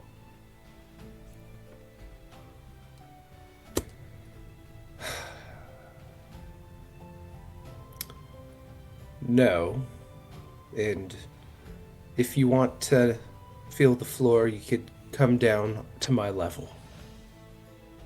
And Caleb is going to open his eyes, and look at Red and say, "Now's the time to get pissed off."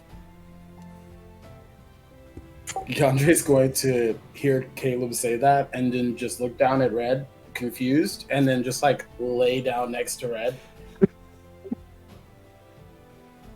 Am I doing this right? We call that planking. I just sigh. Well, how was the nap?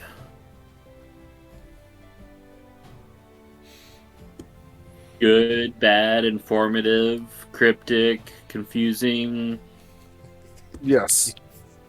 I pull out my flask. Okay. Yep. There's that brief moment where there's just a little bit of like the swishing in there. Because it's like, oh, although you filled it up last night, it's like, there's quite a little bit of this missing. And there's that brief moment where you're just kind of looking at it and you're like trying to will it to be filled. You're like, damn. I didn't keep that power. Caleb is going to relay the conversation, the way things went after Izal and Kelmac got waterboarded out.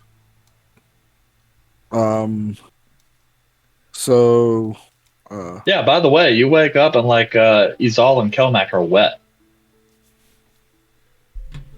We had a balloon fight.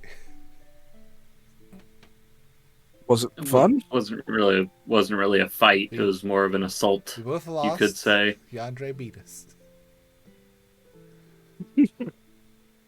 Very one-sided. You could say we were completely defenseless. I tried waterboarding. That's What? Close, but not It's not my favorite exactly. pastime. Good effort.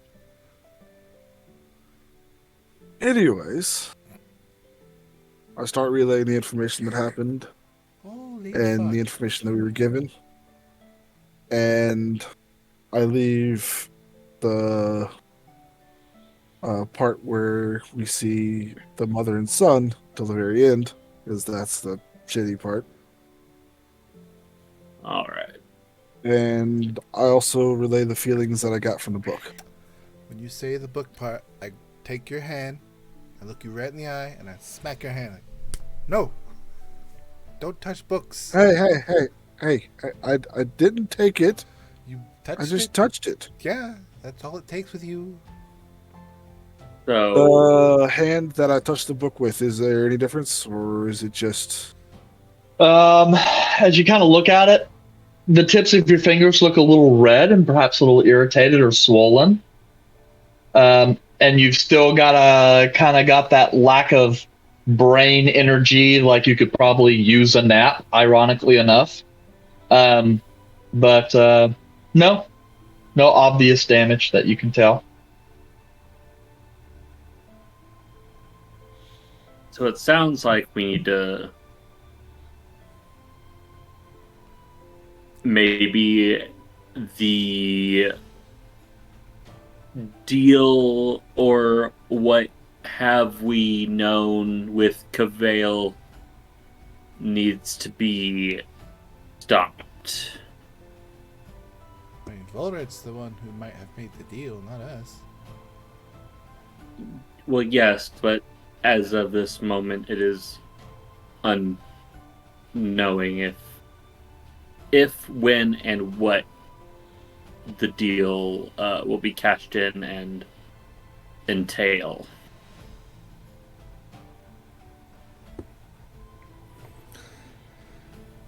Well, and I will go ahead and explain to the party how I went to the Temple of Naros the previous day, based upon my worries that were brought up the last ritual in this dream and wanting to understand more about Cavale. So I give them the rundown.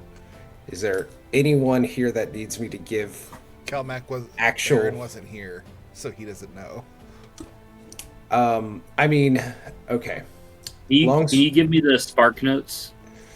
Yes. So basically, part of what we already kind of knew from back in Chios is she's the goddess of basically slaughter, murder, and hate. That the people who are a priest are the shades, and I was dressed as if I was one of the shades in this dream, and we've confirmed that. Which we picked up, but with what information I got yesterday, there was just more detail in it that would basically say, okay, you may have thought this was last time, but now it's pretty much like, oh yeah, like this was a shade. There's really no question about it.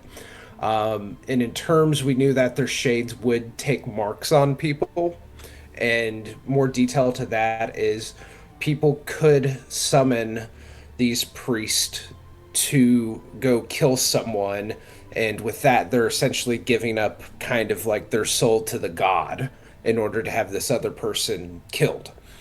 Now if you are a mark, you can essentially pull the Uno reverse card and be like, yeah, no, I'm not going to die today. I'm going to go ahead and pledge myself to Cavale, and then I'll go kill someone else.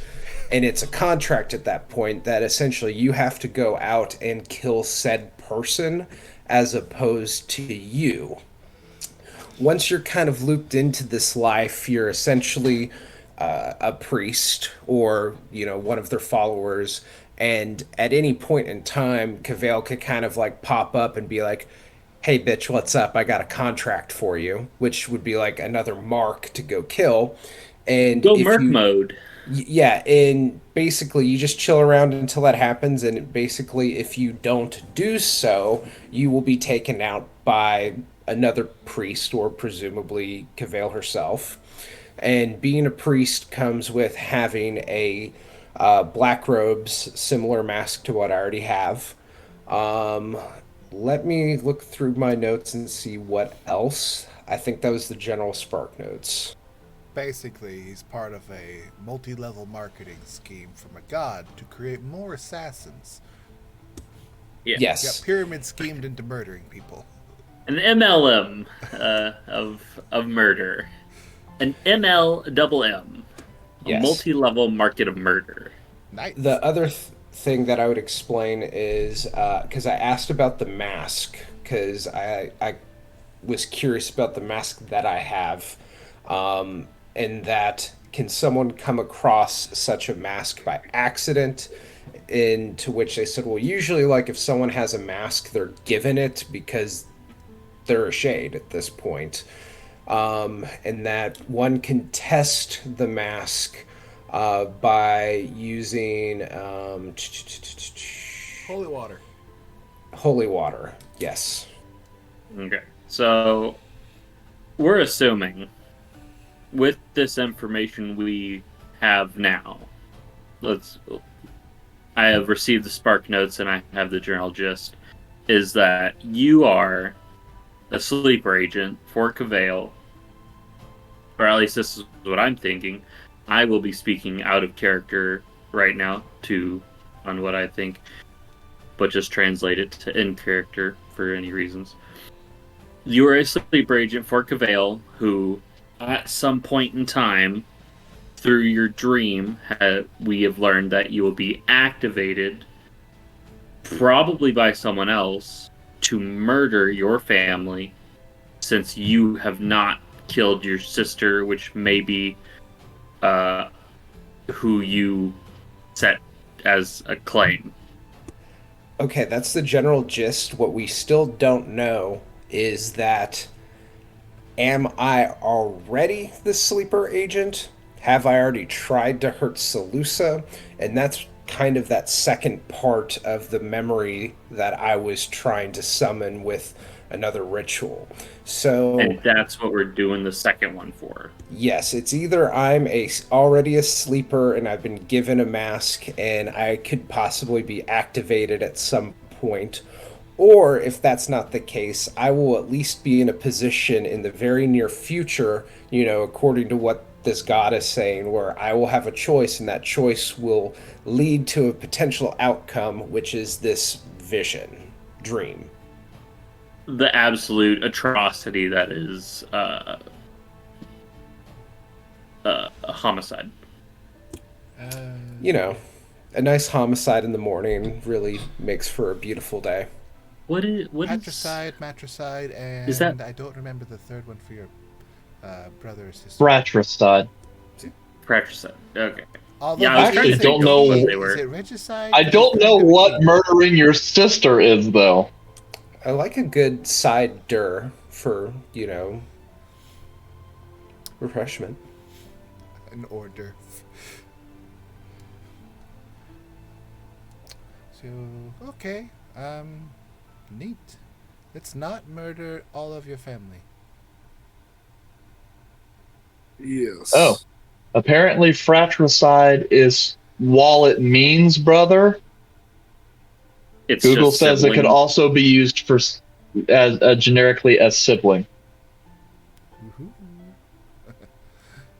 Be careful, DM. The FBI is looking at that Google search. Don't worry, he's got NordVPN. Sponsor? No, it's sponsored. Actually, I have ExpressVPN, and it's turned off because it screws with Discord a little bit since we're streaming.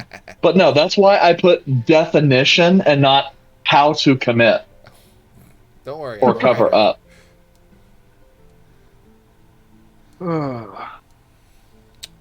Cool. So for the next ritual, could I be like 10 feet away from you? Because that was Yeah, as fun as it was. I don't want that again. it is alarming to be dragged into it. This is a nice nap.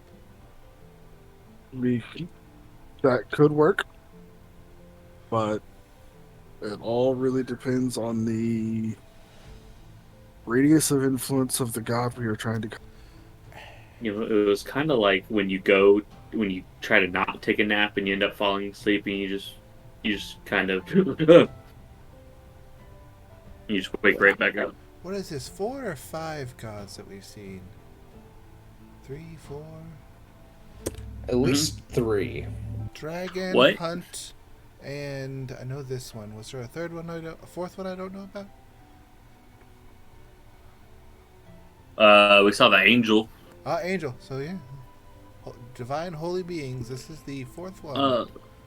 Does an What's angel this about? count, though? There's a herald. I think heralds count. They're kind of up there, Well, these all did just say divine being. like a high level divine Fair. being. That's 4. That's pretty good for a couple months. Yeah, Gotta see them all. pretty sure red also. Well, yeah, you two saw like the death one, right? Yeah, more green. And Volred has made a deal with ones. That's That's 6. That's 1 for the thumb. We got like a whole custard for free. Right. We'll circle back around to this later, I'm assuming. Anyways.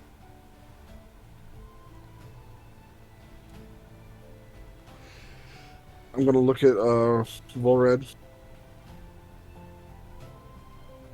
What is it you want out of this next ritual? I want to know how I got this mask as I pull out my mask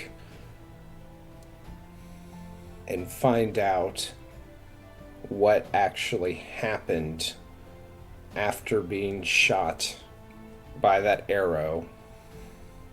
And then my next memory from there was coming to and my father hastily rushing me out of the kingdom.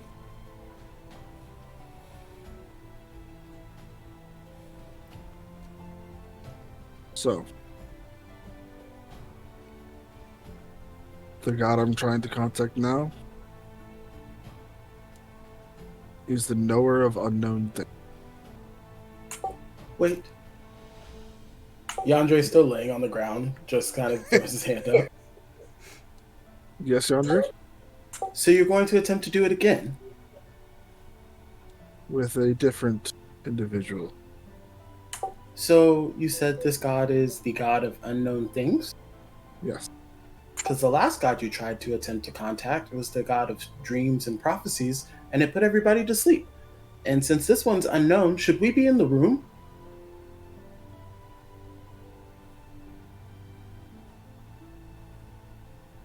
I would say It is unknown. I start laying some I put some pillows on the ground to make sure if he falls down, he'll be okay. for safety's sake, how about you guys leave the room for 10 minutes while I get this ritual set up? Yeah, how long were they asleep before they woke up, though? Probably only about 5 or so minutes after you guys woke up. Yeah, Not very long. So you could easily die in that whole time span. Yeah. So, how about I stay in here? Okay. But you fell asleep last time. Yeah. Potato. It could happen again. If I don't think it's a dream place, so I think I'll be okay. I'll be like I'll be like against the wall though. I'm not gonna be right next to him. I'm just gonna stand outside, and when I hear whatever Listen may be for heard, 3 thuds. If you hear 3, I'm out. all right. My concern that I'm having right now is normally we get taken to a different plane to talk to these individuals. Yeah, but what about the angel? But- We weren't taking a different plane then. I was working on that. He was winging that one. Oh, That time, a holy being came down from the sky, and if we kind of do that in here, looking around the room, would they just materialize, or would they destroy the building? Yeah, also we're a god. And Gamidi appeared before you as well. Yes, that's what I'm saying. Like, it was a being that came down. They know how to use I know, but I'm doors. saying Gamidi appeared in the prime material. Yeah. Hot fucking goddess that Zal loves. That's right. And then Evren. He appeared through a portal.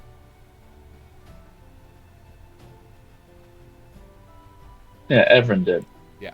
But, and I mean, I guess technically Corollo appeared in the prime material, just not with you. Yeah. But yes, the other gods, you went to them. There's a list. And it's like bingo.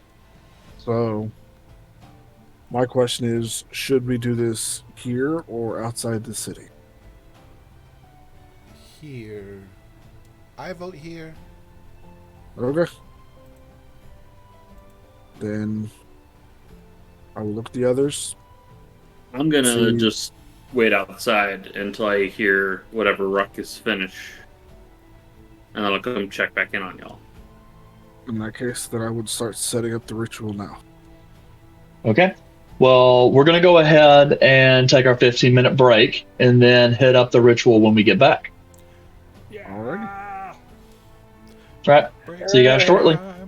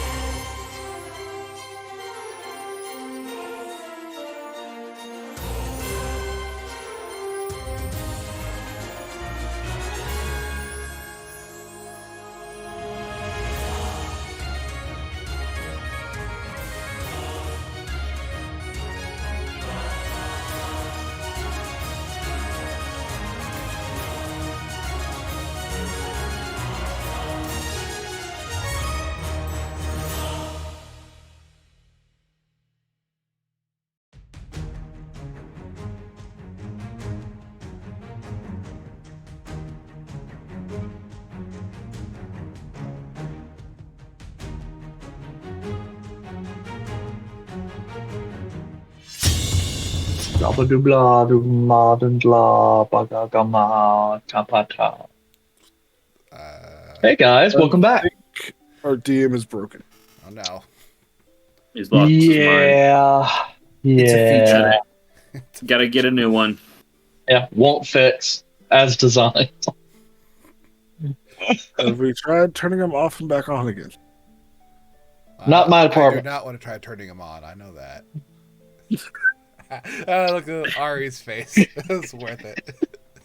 An Oh, enigma. okay. All right. That's what I get for leaving you guys alone for too long. Yep. It was. Okay, so You should know better. you were prepping, Calum, a bit of a ritual. Yep. The ritual of Edoron. Okay. So this ritual is going to be pretty simplistic in its design. A lot of what he symbolizes is the study of magic and doing that sort of thing. So I'm going to have one of my spell books open with a quill beside it inside on the top side of the circle, and I'm going to have all the books that I have strewn about, some of them closed, some of them open as though they are being read through. You hear a jiggle at the doorknob. We're naked. Is that bad in the Prime? So where's the joke? We're not naked. Oh, so can I come in? Yeah, sure. I opened the door. You forgot to put something in front of the door. I was gonna be in front of it. Ah, yeah, you're big enough. So, Reggie, can you just make sure he at least gets through the first part of the ritual? And I cast help on Calum just to make sure. That's it. Cast help, or you're taking the help action? Taking the help action. That's what I meant. Okay. From a distance. Cast help. Help! Help! Holler.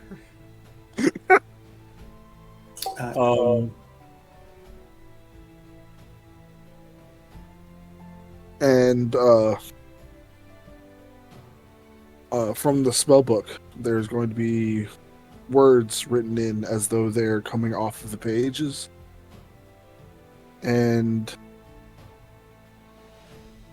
I'm gonna go back outside. okay. And the general focus of the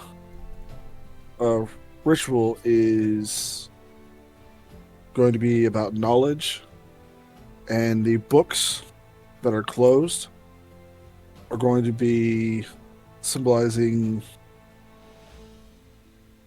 the knower of the unknown things, because if they're closed you can't read them, and that is going to be the ritual that I cast. Edoron. And Okay. whenever we sit down, I'm going to cast Mage Hand, and while we're sitting there, the pages on all the books are going to start being flipped as though they are being actively studied, as that is one of their intervention type things that Edoron does.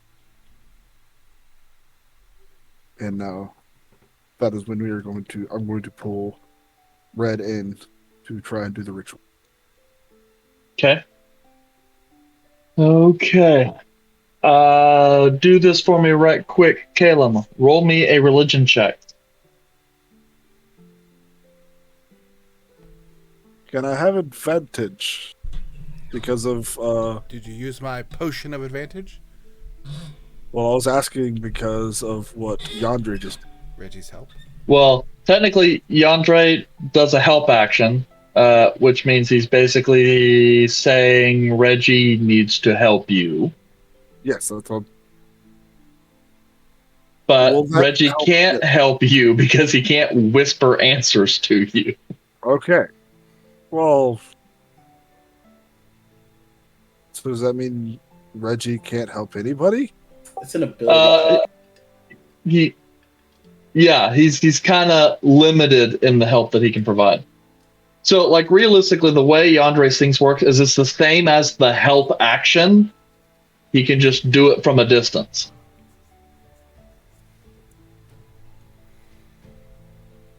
Just give me a roll. Well, is it an advantage or not?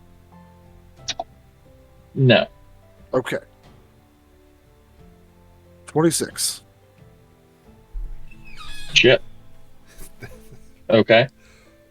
I rolled a What? 19 All right. plus 7. Whoa! Advantage would have just been a natural 20.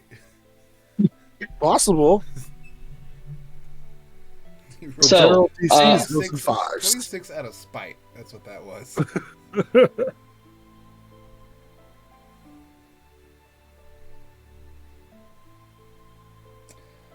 So, as you reach out and begin this, you. Hold on, I'm gonna have to skill check this and ability check. I'm gonna mute it because this keeps going off while I'm trying to narrate. All right, so you lay down the books. They're beginning to flip and creating the ambience of study and erudite behavior. You pull Volred in, and then you just concentrate on the feeling of the library, the smell of ink, parchment, leather, old tomes, and that thirst for knowledge. You kind of start to feel you're not certain if your physical space is kind of receding from you or if it's just that part of your mind that is sinking deeper into that internal retrospective status when you're like half asleep. Calum, would you mind rolling me an Arcana check?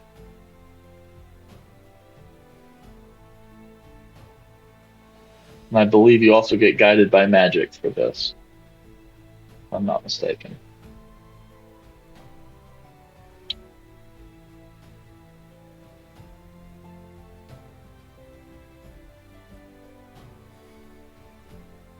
Total 20, 16 plus 4.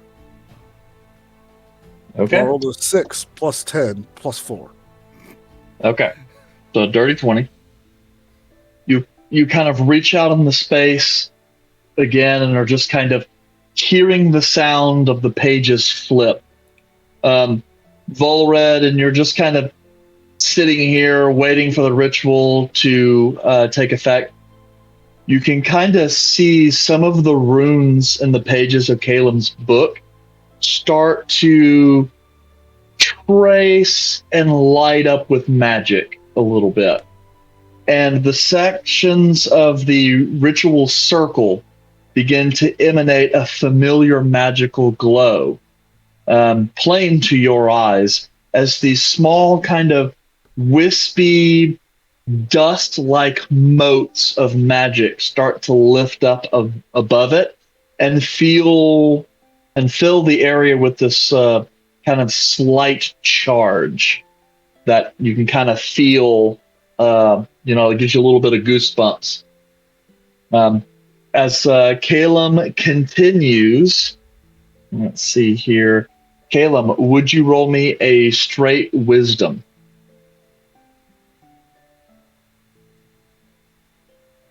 Yeah, this is good.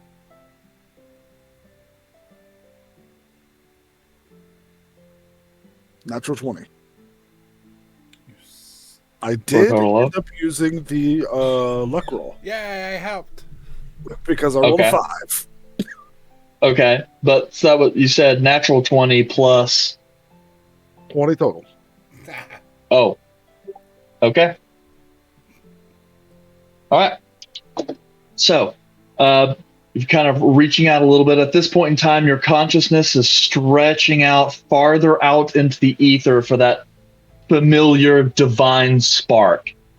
And you can sense it just beyond, as if you're pressing up to that divine veil that separates this world and the next. And you can kind of feel as your spirit kind of slowly starts passing through that membrane. And you get that bizarre kind of tingly heat that starts to fill your body. Would you mind rolling me another Arcana check?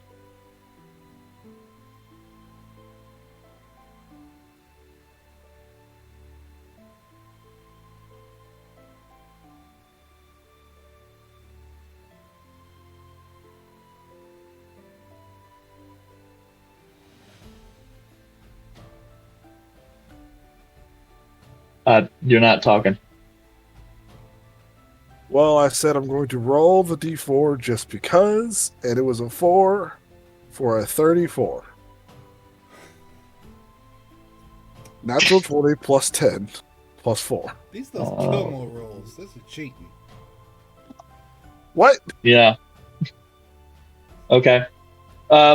With that, you feel as you pass through, there's like this barrier nudging at the end. You can feel traces of magic working its way through.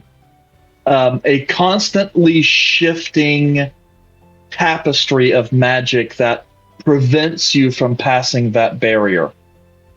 As you kind of are quickly sensing through, instinctually you reach out, grab one of those little traces of magic, and like a loose thread, pull it.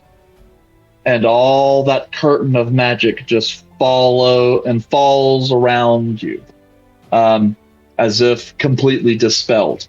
At this point, Volred, you watch as all of a sudden the runes flare up really brightly, kind of like you're in a sports car and you're just going nice, leisurely pace.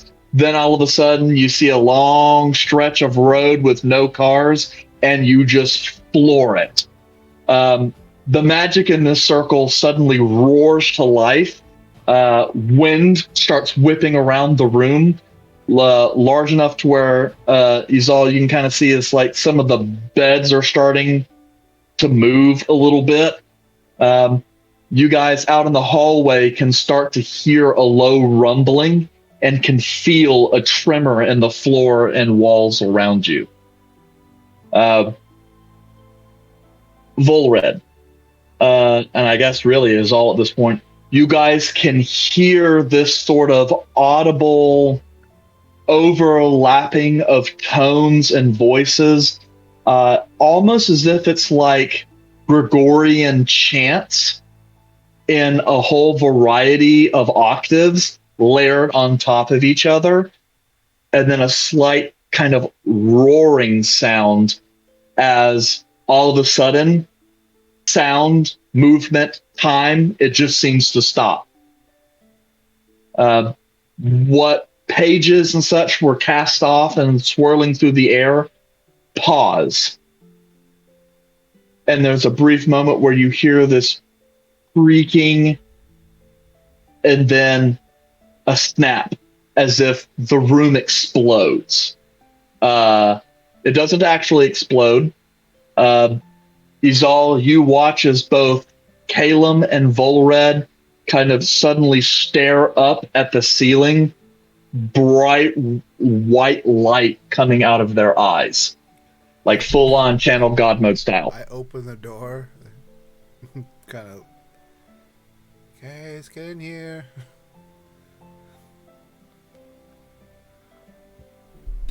And when they come in, I close the door. Okay.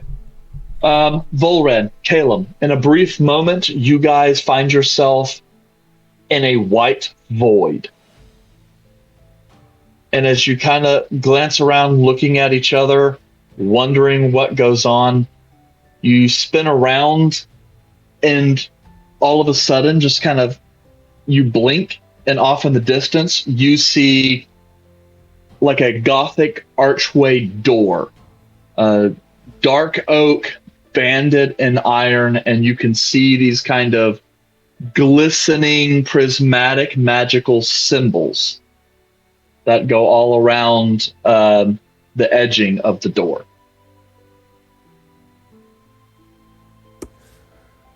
Well, Caleb, that was dramatic, to say the least. Yeah, I feel as though this time we've gotten pretty lucky. What do you mean? Well, I feel as though when I was trying to pull us here,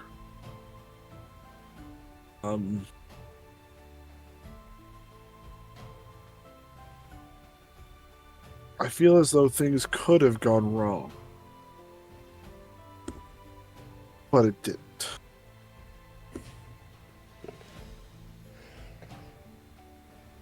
That's comforting, I guess. Are you ready to go in? Am I ready to see my dead family again?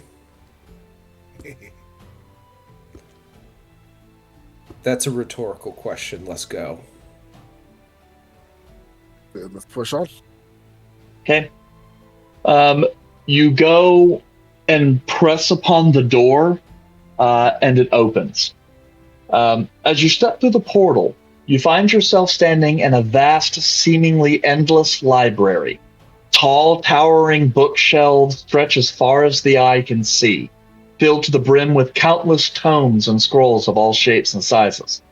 The books appear to be made of a variety of materials, including leather, parchment, and even metal, each one adorned with intricate runes and glyphs that glow with a faint, arcane energy. The air is heavy with the scent of ancient paper, ink, and wax, and the only sound you can hear is the soft rustling of pages as unseen entities navigate the endless stacks. As you look around, you notice the lighting is strange. Instead of sun or other natural light, the entire room seems to be illuminated by a soft, silvery glow emanating from the very air itself. As if you're standing within a starry sky and the books and shelves are merely floating within an infinite expanse of space. Here and there, floating orbs of light drift lazily about, highlighting certain books and shelves in a way that seems almost intentional. You get the sense that there is a powerful and ancient magic at work here, and that the secrets held within these pages are more valuable than anything else in the world. I put my hands together and concentrate and lean my head down as if conjuring a very distinct thought for about 5 seconds, and then I immediately snap to and look around me. Okay? The place remains unchanged. As you look around, the walls of this place have a somewhat barely translucent quality, as if you can kind of tell there's like these forces here. Even beneath your feet, the floor seems mostly see-through, with just enough haze on top to let you know that there is something solid. But beneath you, you can see nearly infinite floors of library continuing out. You're not sure where you are, but this place does have a different energy than the dream world you guys were at previously. Caleb, this whole place seems to hum with magic. I look over to Caleb and pause and say, well, I tried to conjure up another giant bottle of cognac, but that didn't work. You're muted. Muted. Yes, this doesn't seem to be the dream world. So that type of thing wouldn't work here. Well, it was worth a try. And then I jump off the ground for a second. Okay. You find there's gravity in this place. Oh well. What is this place, Caleb? I think we're about to be granted an audience. I would hope so. As for where, I have no actual clue. So, do we just keep walking forward? Yes. And with that, I just start walking forward. Okay. As you guys make your way along the stacks, you eventually come to a sort of a central thoroughfare where you can see like there's groups of floating pages and books that are just kind of all migrating in a single pattern, kind of like flocks of birds in one direction. The central space has a number of tables stacked with books, some with lecterns with pages open and kind of slowly flipping through. Caleb, as you guys walk by, you notice that several of the books that you can spot seem to have the same sort of alphabet that was in the dark book, the cursed one from Volred's, your previous travels. Only here, instead of like dark ink, black ink, it has the sort of prismatic sheen that seems to shift color as the light hits it. And that's all of the books here? Yes. You pause for just a moment to kind of take a quick look. No negative energy rushes you at this point. You still find it somewhat hard to kind of strain and comprehend the letters, but they don't seem to oppress you the way they did previously. And as you're kind of quickly looking through as the book's pages are flipping, you get the sense this one appears to be some kind of a written account of someone's life. Do I see a name on the front of it? Are you going to try and pick up the book and manipulate it? Yes. Okay. Understood. As you kind of reach down and kind of heft up the tome, it's kind of banded in metal that almost kind of looks a little bit like mithril. And is you flip through and kind of flip to the front. It seems to have a name on it that just says Gurbad and then Rodnus.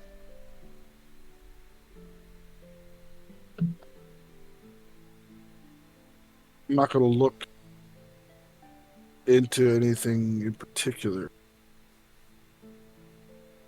But I'm going to say to Volred, this seems to be an account of someone's life.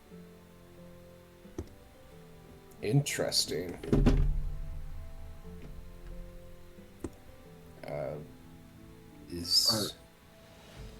I assume this is a library of eternity? Could be. I don't think we should be reading too much into these, as that's where things can get. So, continue on. Let's continue.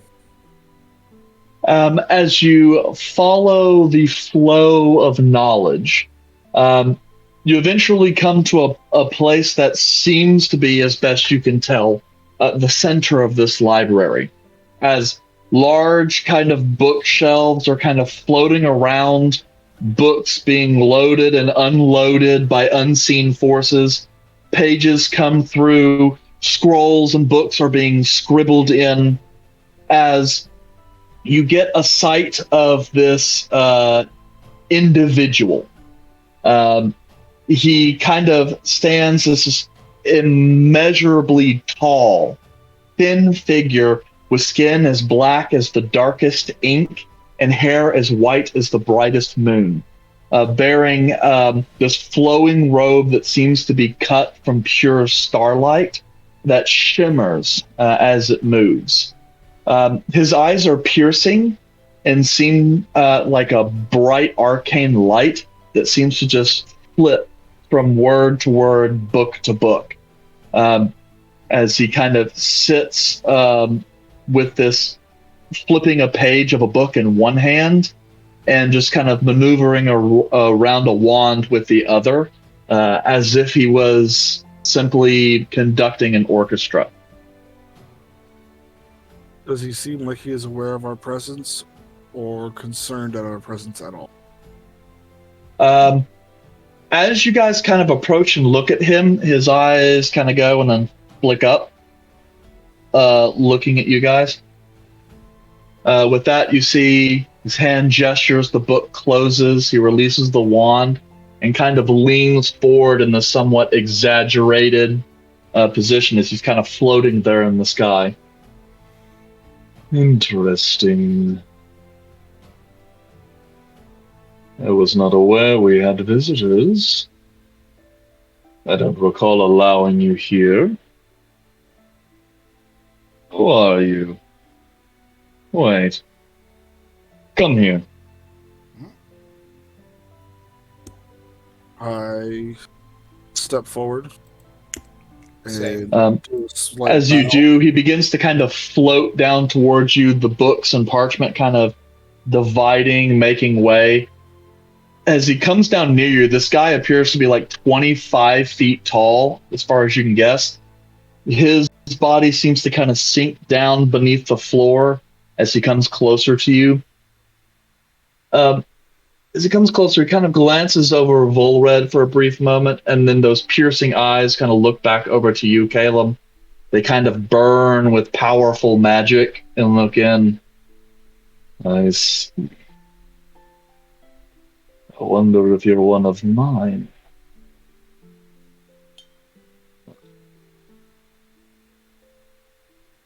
Why are you here? Well, my name is Caleb, and this is my friend Darelove.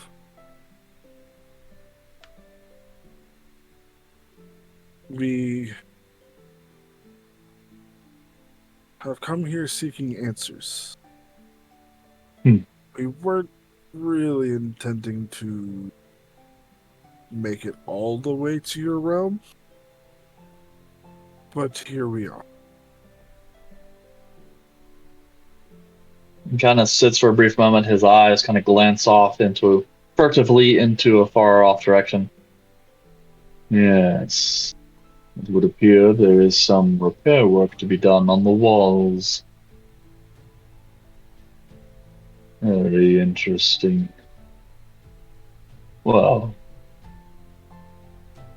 the astral archives do hold most of the knowledge known within my purview.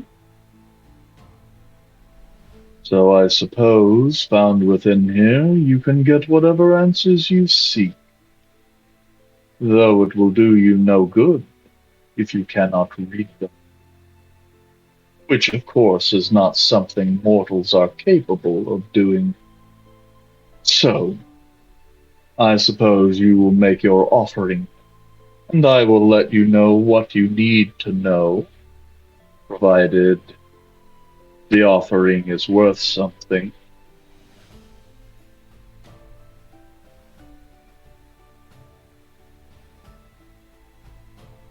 I will say that given the writing that I've seen, I actually do have the ability, at least in part. And with that, Edarun kind of looks back at you, leans forward really quick. You better not be lying to me, boy. And his eyes continue to search you, looking into yours. Let's see. That'd be interesting. And at this point in time, he kind of is like circling around you, inspecting you both. What do you see when you look into my... I see your magic. I see all that is you. Looking around. You have got a gift. I don't know where you got it from. But yes. Interesting.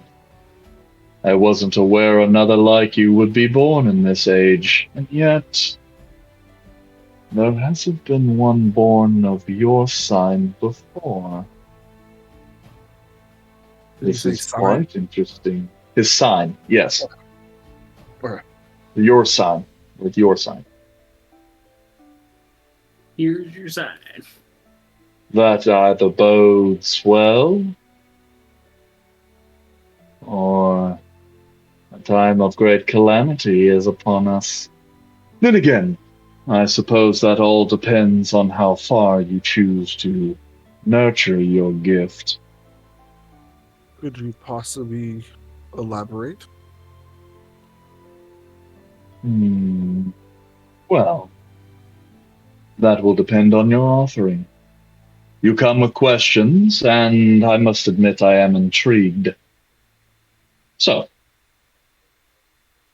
what is it you offer?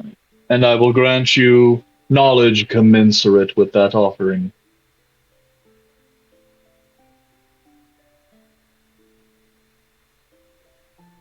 What type of offerings are generally given in this type of environment?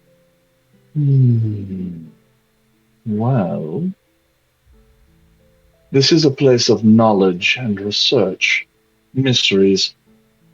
In truth, there is not much that is known that does not resolve or does not reside within the archives. Perhaps if you can tell me something I do not know.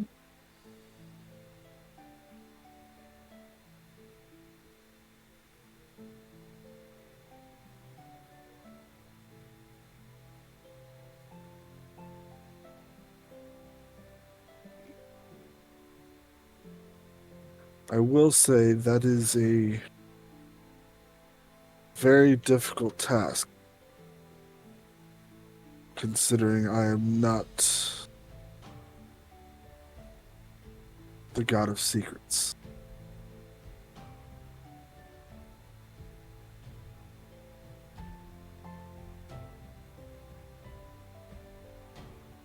DM. Yeah. Would I know any secrets about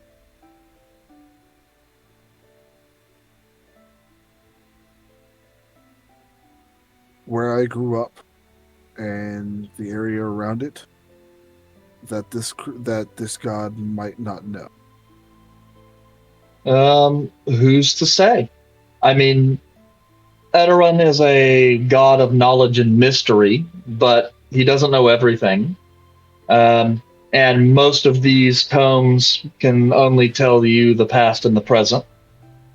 So if it is something that comes in the future, that is obviously something he would not know, as it has not yet been written into the archives. So that's one thought.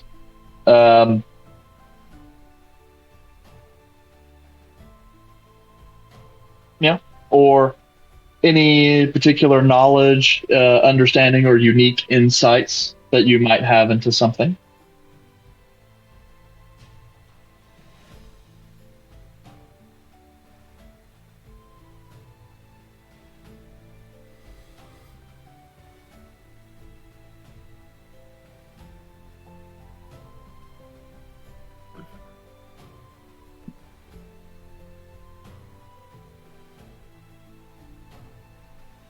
I do not know of anything.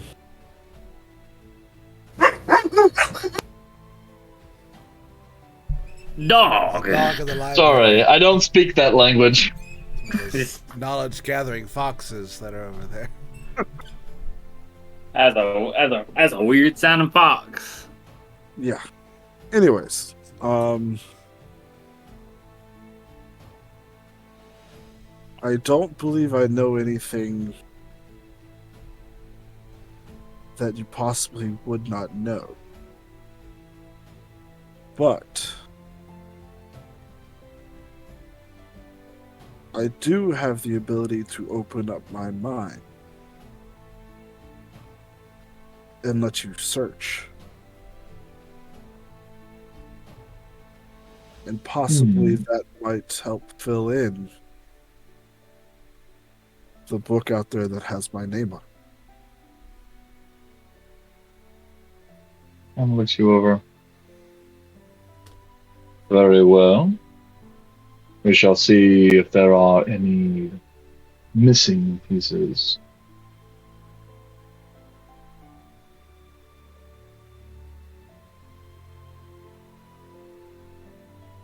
And you just gonna open your mind and let them in? I'm imagining the fact that I would use the cantrip that I like, encode thoughts, to pull memories out into like a pool in this type of environment.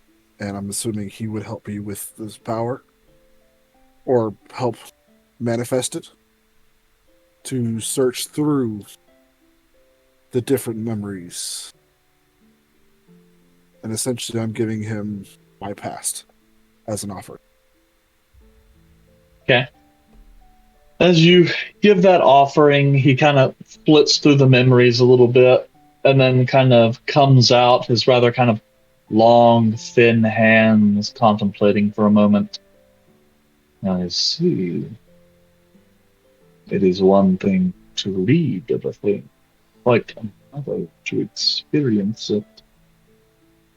What memory is he holding on to? He's sitting at this point, particularly some of your time in your childhood in the Valley of the Fate, or in the Valley of Fate, just kind of enjoying life and ruminating and thinking. That time in most people's life when they start asking big existential questions. Yeah. He thinks, well, it has been a while since I have experienced the wonder of not knowing things. That was new, or at least a feeling I had forgotten. Very well. I consider your offering acceptable. So, at this point, he kind of leans back a little bit. What is it you wish to know? Before we get into that, is there a limit on questions that we can? Well, that is quite interesting. I suppose the limit will be your own mind. I have no intention of simply giving you information. If you are able to read the tomes, as you say, well, then I suppose you can continue until you run out of sanity. I, of course, will curate the requisite passages from the archives and provide them to you for your review. Okay. Thank you. I'm going to look over to Volred. We're here for your question. Yes. Hello, your powerfulness. I have a gap in my memory in which I need to understand what events unfolded. And I essentially, I give him the pretty much date of, when the being hit with the arrow happened roughly, and explain this general time range. Would you be able to pull the record of around that time for Caleb to review? You see him think a little bit. His eyes kind of move up and stare above him as if he's thinking, searching his mind. Reaches out with a long finger and goes, snap. And then the book just appears before him. It floats down to you, and with a gesture, it flips open, skips a whole bunch of chapters, and opens up on a page just with shimmering text that you can't read. In fact, it kind of hurts your head to stare at the letters. I therefore will not stare at the letters. And where it flips to is where I will go and look. Okay. Roll me a wisdom saving throw, Caleb. I will attempt to do so. Okay.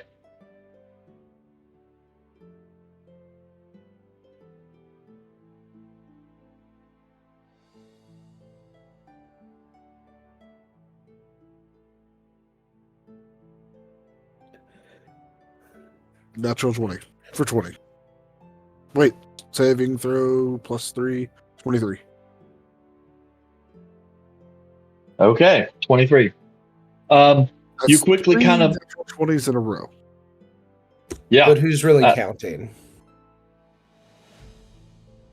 Yeah. Well, and you got a natural 20 in the pre-game rolls, too. You and us all both. As you're kind of looking through, your eyes kind of take a moment to adjust to the shimmering letters that you start kind of going through. Again, you don't necessarily pick out the words so much, but your brain starts translating as you go. And you can kind of, at this point, Volred, as you're kind of looking over at Caleb, and you kind of glance over at Eteron.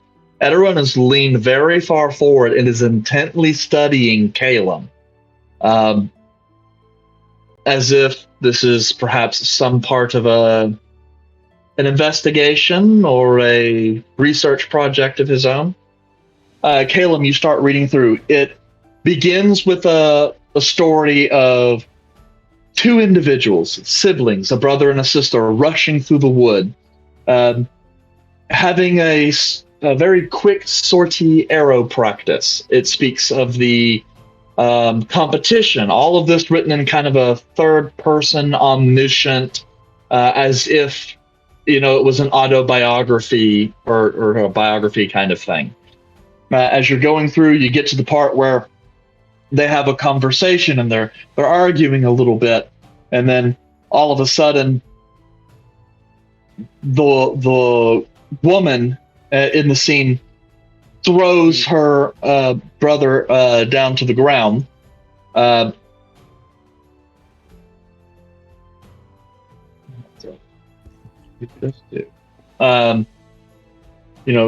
Throws down to the ground, and it starts to unplay a little bit as you're kind of reading the story in Volred. You can kind of watch as Caleb, his eyes are now rapidly tracing as if He's caught up in the moment of something and looks as though he's rushing to finish.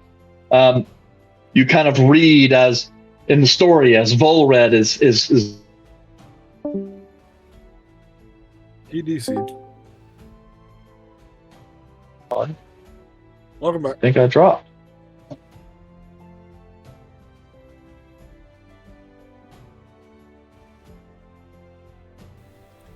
Can you guys hear me? Yes. Yes, I I can. hear you, but can't see. My Discord just restarted for some reason. Yeah, it's Oh, there you go. right when it gets to the apex, just drop. I know, right? I do Son not of a hear you bitch. guys. Getting exciting. We're still going. At least we can see you now. Yeah. It's just for whatever reason, Discord restarted, and I just had to change my audio inputs and outputs.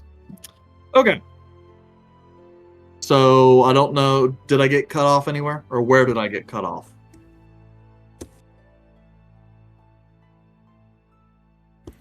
Basically, you were right at the point of you were saying that Caleb is starting to speed read as if he's Yes, getting okay. caught up in. You're getting caught up. Caleb, you reach a part in the scene where Volred has been struck in the back with an arrow and is writhing in pain on the ground, screaming, terrified, as Solusa is standing, unleashing arrow after arrow at this shade creature, this villain in the story, who seems to deftly dodge or block everything thrown at them. The sister is in horror as the shade moves past her and moves towards Volred to finish the job. Volred starts screaming out, begging for his life. So pitiful is the scene before here that Volred states in half-mad tone that he'll do anything if this fell creature will simply spare his life. In the gravelly, dark tone, the creature makes Volred an offer that he might give this pathetic mortal a chance to do something truly great with his life. For he senses the anger and darkness within Volred's own heart, and offers to spare his life if he would but only slay his sister in his stead. Volred, in this brief moment, half crazed, looks at his sister filled, pale, shocked in horror, not knowing what is about to happen, before Volred reaches out and grabs hold of the bow. In that moment, Solusa starts begging her brother, just whatever she can do to convince him to not listen to whatever fell creature this is. Nonetheless, Volred slowly makes his way to his feet, reaches out from his back, pulls out the arrow, knocks it, and with an exasperated pain, releases it towards his sister, who is struck somewhere in the chest and not instantly slain. At that moment, Solusa, in that brief moment, is attempting to flee from the courtyard as Volred is half mad and dazed, trying to hobble out after her in this somewhat murderous rage. All while the Shade of Cavail is simply standing there watching. You continue to read, before you get to the point in the story where Solusa seems to have managed to climb over the garden wall and has disappeared somewhere off into the forest or the grounds. Volred is collapsed and on the ground, crying in pain, begging for his life, before the creature reaches up, pulls off his own mask, tosses it down to the ground at Volred's feet, and with this sort of dark, kind of slightly decayed and desiccated face still moving like an animate corpse. Very well. I shall bide my time. Finish the work, and you will live. Betray me, and I will come for you. And your death will be slow and painful. Do not fail me. And then the figure turns and slowly walks away from Volred, who passes out in pain. There's that brief moment before you kind of come out of the book, little sections of sweat starting to bead around your brow. Your heart is racing, and you're just kind of staring there as you kind of look over to Volred and then look up to Edoran, who is watching you very intently.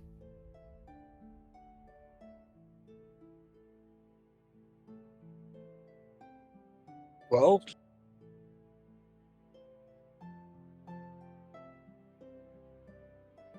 I know what happened.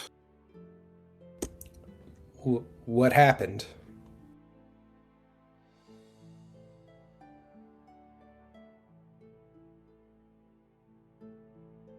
Caleb has a very long pause and starts to regale the story as I've read it from where it picked off. Yep. Um, And as you kind of finish, and there's that nice long silence as understanding is making its way through your party, you hear Edoran just go, "Well, you really can read it." it's difficult, but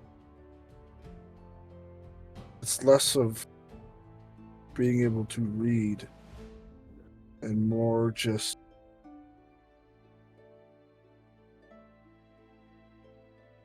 I get a summary as I'm trying to.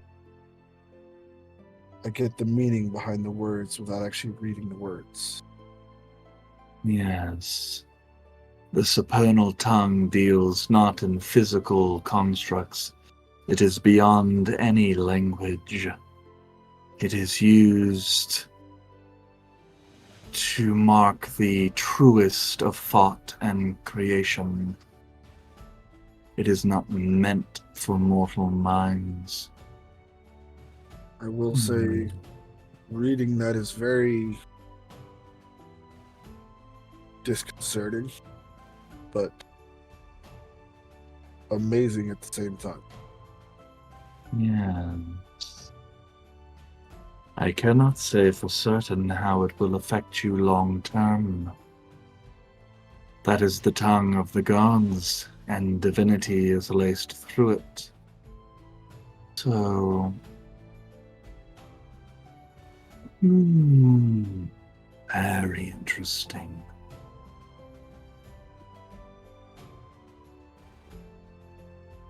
Well, and Edoran kind of leans back a little bit, almost as if he's kind of reclining in this chair made of nothingness. Have you gotten the answer to your question? I'm not reacting at this point, so Caleb, you're gonna have to answer on my behalf. We've gotten an answer. I don't know if it's an answer that we want, as that is subjective. But I kind of snap to and just kind of state, wait, there's got to be more. We have the information here. What can we find out who sent him? Why he came to kill me? Such is the nature with answering questions. One door closes, a dozen more open. Still, I do not believe that this knowledge would impact you positively, human. There is a darkness in your heart. One should be careful not to reach for things too greedily. Yeah. I would say I beg of you, but it seems as though I've gotten in trouble for that. Can, can you at least allow my friend to read on in this book? I need to know more about what happened after this moment with my father. I want to know what happened in those moments before he sent me away.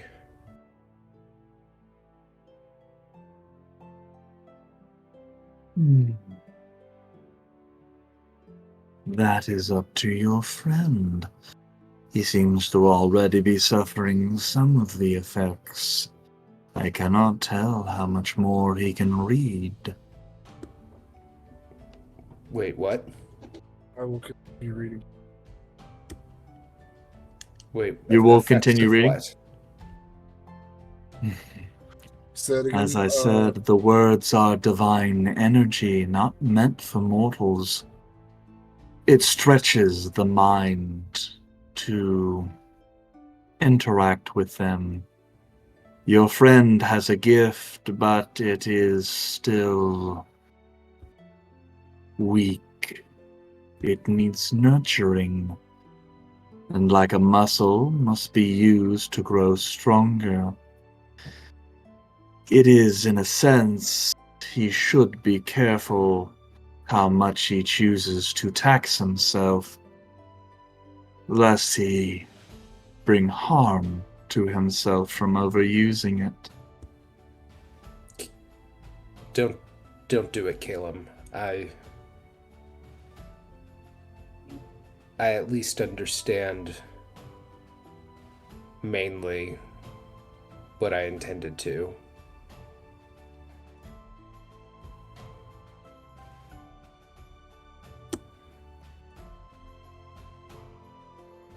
Before I have an answer, I would like to know if you have the knowledge here that tells me why I have this ability.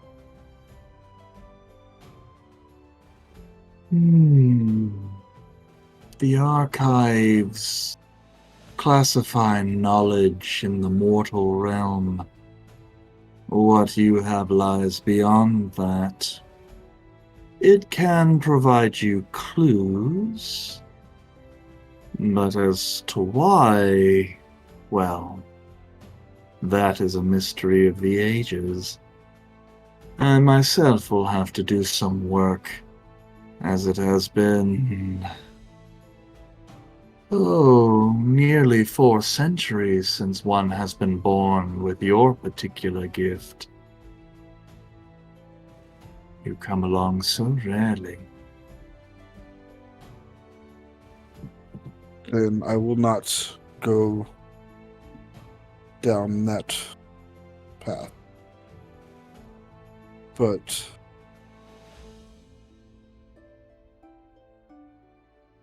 I would ask of a favor, possible. Depending on the favor, I may ask for more payment. You say this is a muscle that I need to work. but I also need to rest so that I don't burn myself out, essentially. Yes.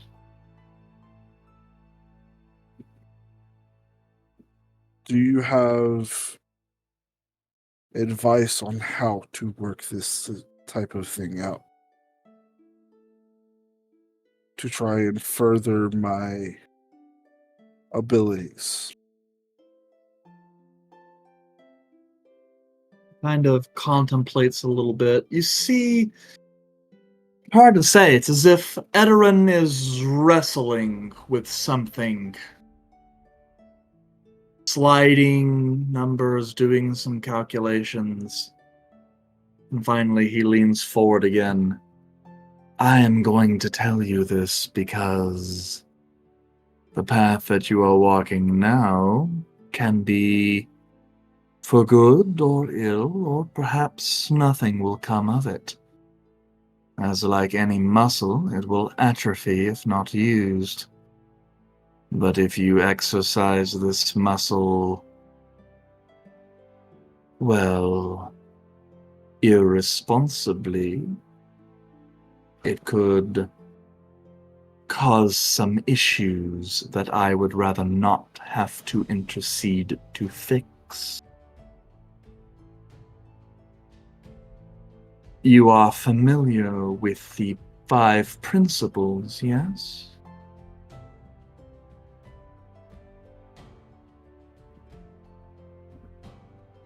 DM, is this something that you have sent to me? Because I do not remember that.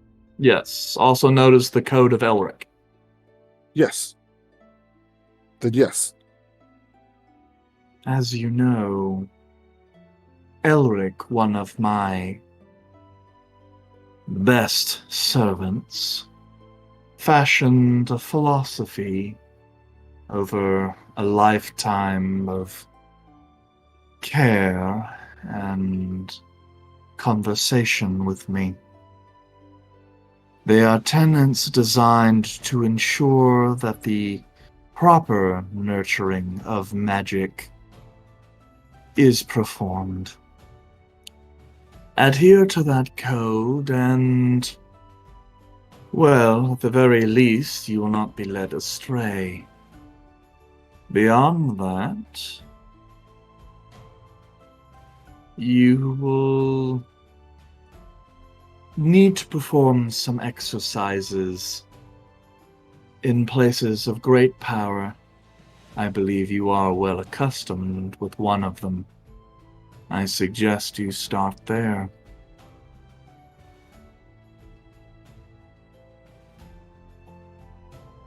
Which one am I accustomed to? Hard to believe you spent so much time there in your life.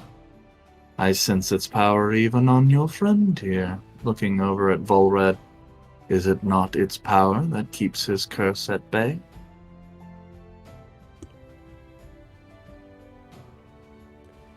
Okay. I will leave you with that.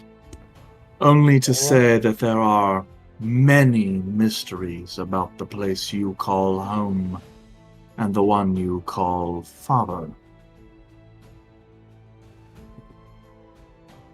Yes. And that is why I figured the offering of my past would be. It certainly illuminated certain things and answered certain questions I had. I look forward to seeing how you progress.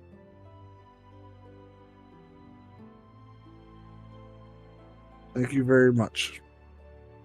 And I'm sorry for intruding in your.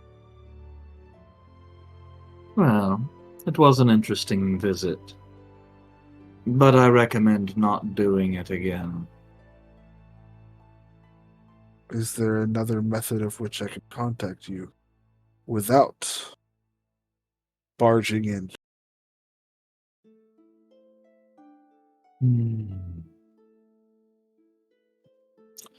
Have you tried good old-fashioned prayer? You know, that's how normal people do this. Good old-fashioned prayer doesn't end with a conversation. No. But then again, if you are in a place that is uniquely connected to me, such as one of my temples or shrines, it would make it easier. It also will help make sure that you can draw closer without putting a hole through my goddamn wall.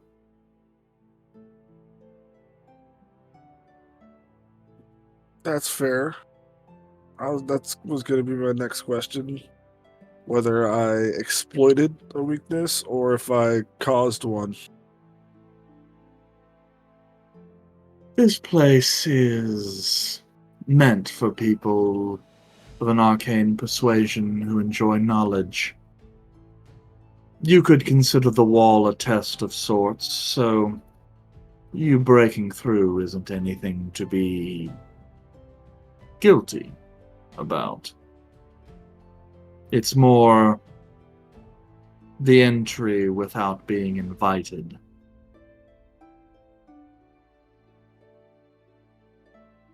Well, thank you very much for having us. And thank you for not killing us on sight.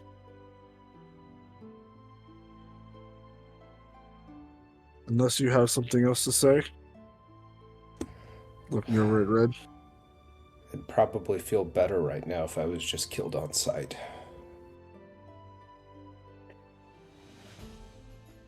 That was not an offer. I apologize. Thank you for your time. If time is a construct here. Appreciate it. And I start stumbling away. Okay. With that, the long, slender fingers come, snap, and you guys wake up in the room. Izal and Kelmac and Yandere, as the ritual swirling vortex of magic suddenly ends. And Calum and Volred open their eyes. You guys open your eyes to furniture shoved about the room, papers everywhere. Kelmac's fur kind of poofed. On the plus side, both he and Izal are completely dry now. What'd y'all do while we're in the ritual? Batten down the You hatches. did this. I did no such thing. I was sitting down the entire time. You started the ritual, which created this mess. You're cleaning up this mess, Caleb. You're putting the furniture back. I'm going to get... Fuck, is it still breakfast? This is taking till 20 minutes between both rituals. Yep. It's basically still the end of breakfast time. I'm gonna get some coffee, shit. Just walk into a fucking poltergeist in here. Well, it's a good thing that it is dried up in the room because it's about to not be anymore because Vora just bust out crying. Like, ugly crying. Like, why? Why? It's bad. I instinctually hug So- Volred to hold him and just try to hug him. Like, You're literally hugging him around the waist. Yeah, I was like, I don't know what to do. I get snot all the fuck over, like, whoever is in God this damn it. general area. Is he sick? No, No. this is... What the fuck happened to you? No I'm response, assuming just the crying. worst. He's distraught. Caleb, I'm assuming the worst is to be believed that he is tied to this Cavale. Volred's got cancer, guys. How big is this room? Maybe 10 by 15 feet. And where is he in the middle of the room? Yeah, ish. I'm You assuming can move he's being- around him. I'm assuming he's being incredibly loud, right? Valren? Yes. Yeah.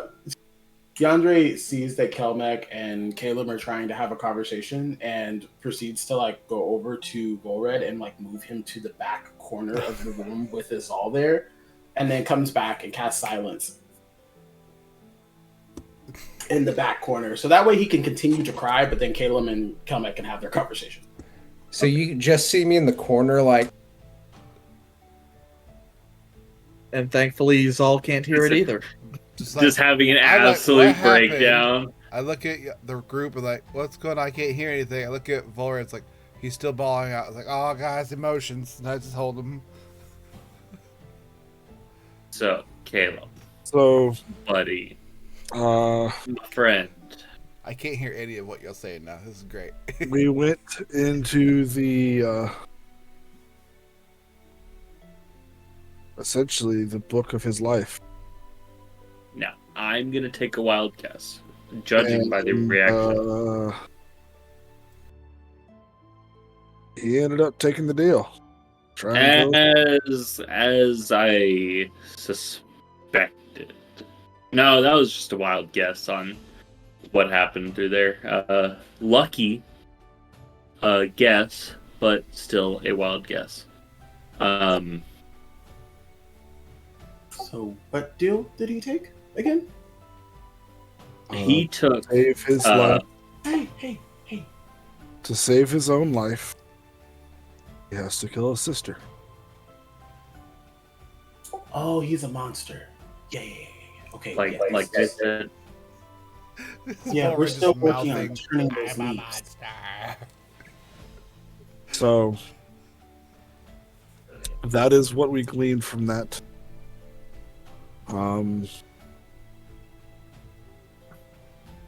We probably could have dug deeper to find out who sent the original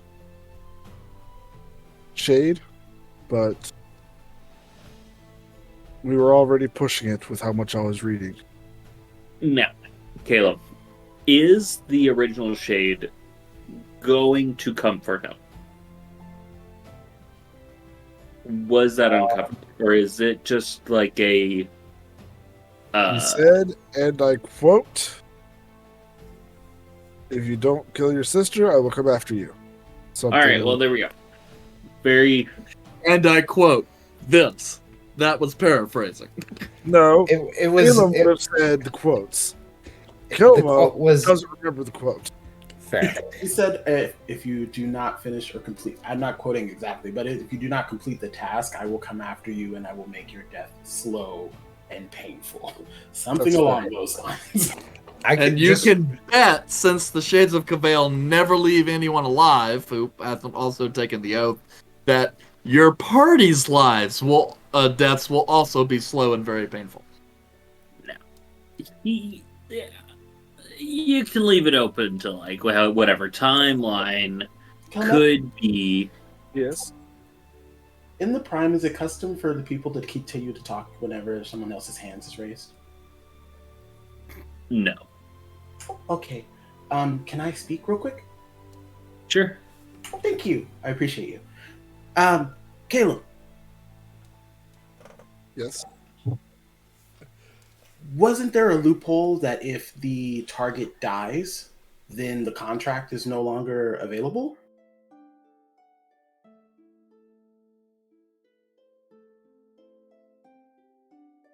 Yes. Did you Wait. ask the god if, because Volred dying, the contract is no longer applicable? I did not. But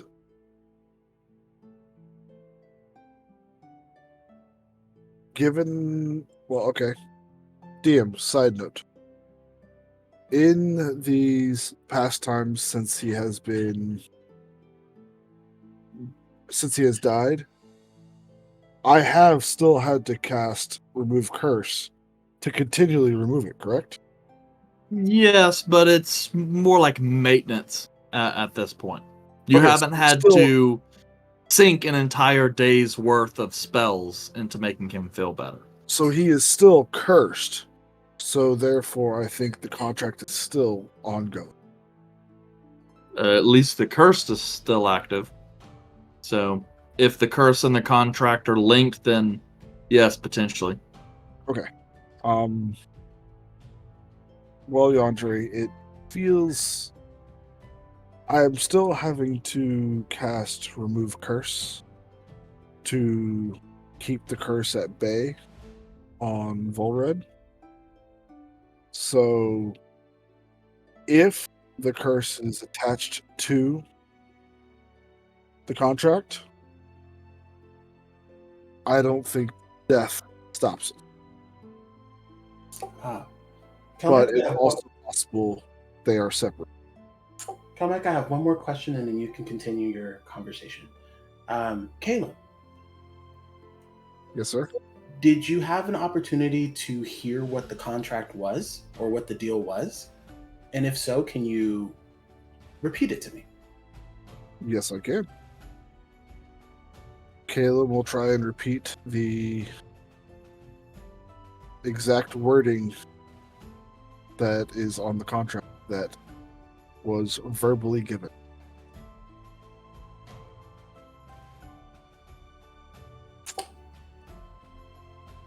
It sounds like that was a very open-ended contract with no real or solid resolution outside of Seleucia dying. Yes. And you know what? I said that that would be the only last question, so I will have questions later. Calmac, if you would like to continue your conversation, you can. No, I was just observing that.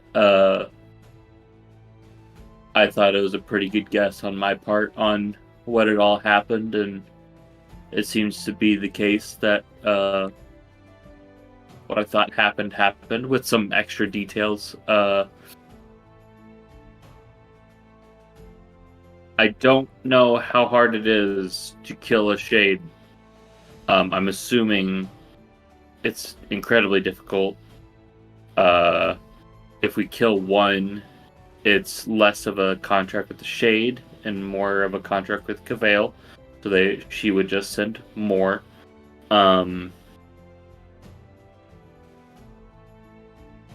Alternatively,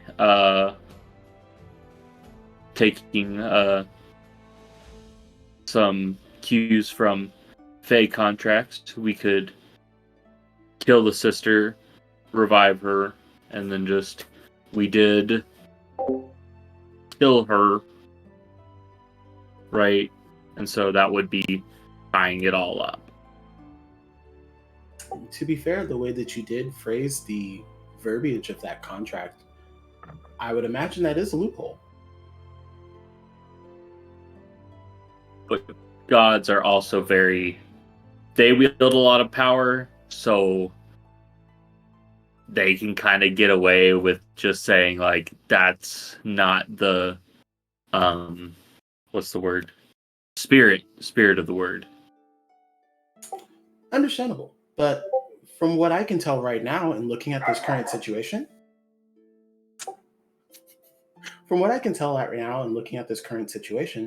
Izal and Volred don't know what we're talking about. So we can help him kill his sister, and I can revive her. Therefore, Yes. meaning he is not actually helping her. As I think as long as he has no hand in providing the diamond, right? Because then if he has any hand in providing the diamond, then His he father is. gave us a diamond. I think that is an excellent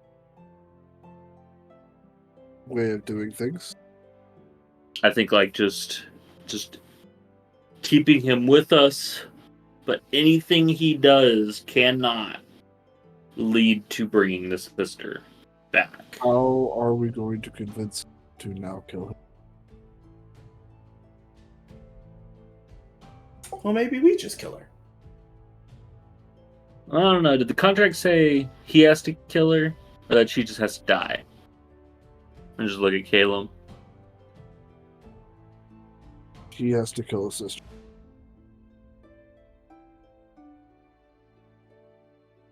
DM, was it specifically worded that way? I have the Yes. exact quote. Yeah, exact I mean, quote. it was basically, he said, kill your sister. So it's his sister's life. The idea is he is supposed to feed the beast of anger and darkness in his heart by killing his sister. Okay, and then this is me doing Fae things.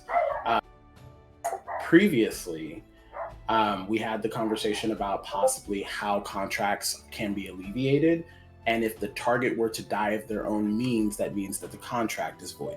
So does that take into account here? Because if we were to kill her and bring her back, technically it's like, oh, you get life in prison, but you die in prison and they resuscitate you in the hospital. So you technically served a life sentence. It's the Jon Snow claw. So, but DM, I'm just clarifying on what was previously said when it came to the contracts of Cavail. If the target was to die of their own means or not be around to complete the contract, technically it falls void. Is that not still correct? That is correct. However, in the information that Volred shared with you, that doesn't mean the Shades would not be punished for failing to complete it. You don't know what that would mean on Volred's case, where if he failed, then maybe the Shade just goes, okay, you had your chance, you fucked up, now I'm gonna kill you. You know, or whatever. Okay, back to character. I mean, there seems to be a lot of tension between Volred and his sister Salusa anyway. Even when we were going to meet Salusa, he wasn't very pleased at her presence. So we may not even have to try to convince Volred to kill Salusa. He might do it of his own accord. Just gonna look over at the mess that is Volred in the silence bubble. Just, I don't know. He looks kind of upset. That has nothing to do with the death of sister. No, Well, why is he crying hysterically? The fact that he's been holding the emotions in of both of these rituals the entire time. You also got to realize the death that he saw from his mother, brother, father. he saw what? I didn't hear this part. Yeah, you really didn't go into detail about the death of his brother and mother and father from the previous Didn't I? ritual. No, Didn't I you say just that? cursorily said, I'm going to tell the whole story of what happened. Yes, And because it included that information, but it was not reiterated and specifically stated that that was passed.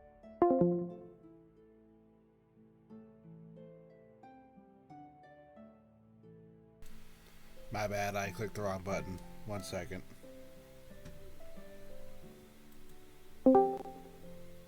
But yeah. Act like nothing happened. Yeah. Yeah, so like you really didn't tell us that like everybody died, or we didn't really get an understanding that everybody died.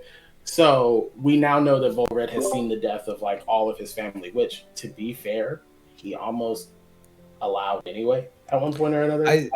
Besides his brother. I think you might have been away at that point because we did specify a lot of that specifically to Aaron, I believe.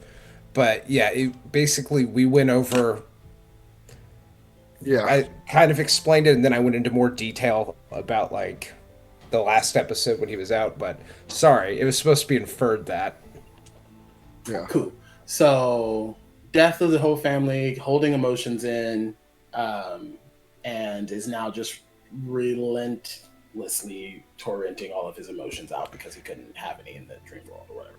Yes. And even though it's unknown whether he'd kill his sister or not, he kind of has confirmation that he was, marked by the goddess of death and murder and all things bad, which is generally not a great feeling. Dude, your life sucks. Well, I mean, he's seen a lot of death before. He killed a whole bunch of people and destroyed a boat and sunk a whole bunch of materials and released animals out into essentially maul people. So Don't forget the death isn't- orphans. and the orphans. So death is pretty common for Volred. So I don't know if this is different, and maybe that's just a lack of understanding of his emotional capacity. Maybe this has to do with, turning the leaf and, he didn't have that, like, connection of, like, this is real bad. And now he's understanding that, like, what he did was real fucked up and that it is impactful to people for this thing to happen. Well, yeah, 50 orphans is really bad, but he didn't seem to react very much to that as well. I'm also not laughing in came character. to his side after he had time to process all of it. Whereas there has been no process time now when he saw it. He is processing it now. And he may have not cried whenever he first let all those things happen, but at a certain point when you look back and realize the things that you've done and you are trying to change, turn over a new leaf, news of what you've done will set. And at that point, he probably did cry. So he just bottled his emotions. Be a man. Yeah. And it just popped. Yandre like looks past Caleb to like the mess that is Volred and is all just kind of crying in the corner. You got like a rag or something for them? Or like, I don't know. Just look for something I can like tear so he can mop up whatever mess he's slobbering out of himself. It's like, I'll just pay for the sheet and just tear off a big corner of the sheet, just pass it through the bubble, just.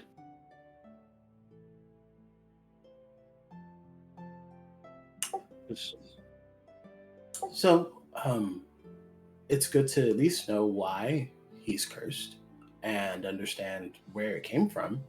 I'm still a little confused. Is this a direct curse from Cavail themselves, or was it a shade that cursed Volred? I think it might be. I bet you it's kind of proxy based. They're able to curse others, thus bringing more underneath her ring. What is it called? A ring of power. Well, the reason why I'm asking is because you said explicitly that this was a curse from Cavail and that it's harder to break a curse with a god. And so I wanted to make sure that it wasn't just Cavail, or if this contract was with a shade that is specifically hunting Volred down. I got no idea, honestly. From my perspective, from what we saw, from the shade. But that doesn't mean it's not by.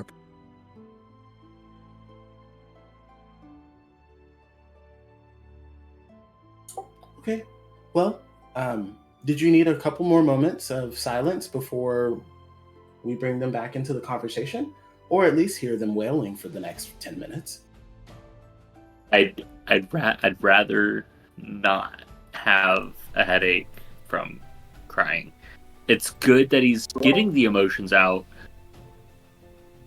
I am glad you have silence, because it is headache inducing. Well, yes. You also snore in your sleep, so I have to use it at night to make sure that I don't wake up. I don't snore. Yes, you In do. my sleep. Well, you purr, but I was trying to be nice about it. You also don't snore when there's a spell. So, While you guys are talking, there's a tapping on the room door. oh, I'm just gonna crack it. Just hello. silence. You smells kind going of out the room. look out and look down a little bit to find the innkeeper, Jeffrey, standing Hey, Jeff. there, somewhat frazzled a little bit and cautious. Going, oh, hello. I'm just trying to check in. I had some other individuals here said that they heard some noises and saw some lights coming from your room.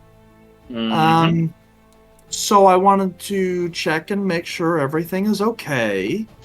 And to just kind of see what the problem was. No problem here, Jeff. We were just doing having a little powwow, and it's over now. The This- furniture had to be rearranged a little bit, but we'll put everything back. And I'm just gonna reach back and just fiddle and grab like what I think is like 4 gold coins, just like and just pass it down to him. Just if you do find any damages after we're gone, hopefully that can be used for repairs. Yandre's gonna walk to the door and just be like, and this is not lying.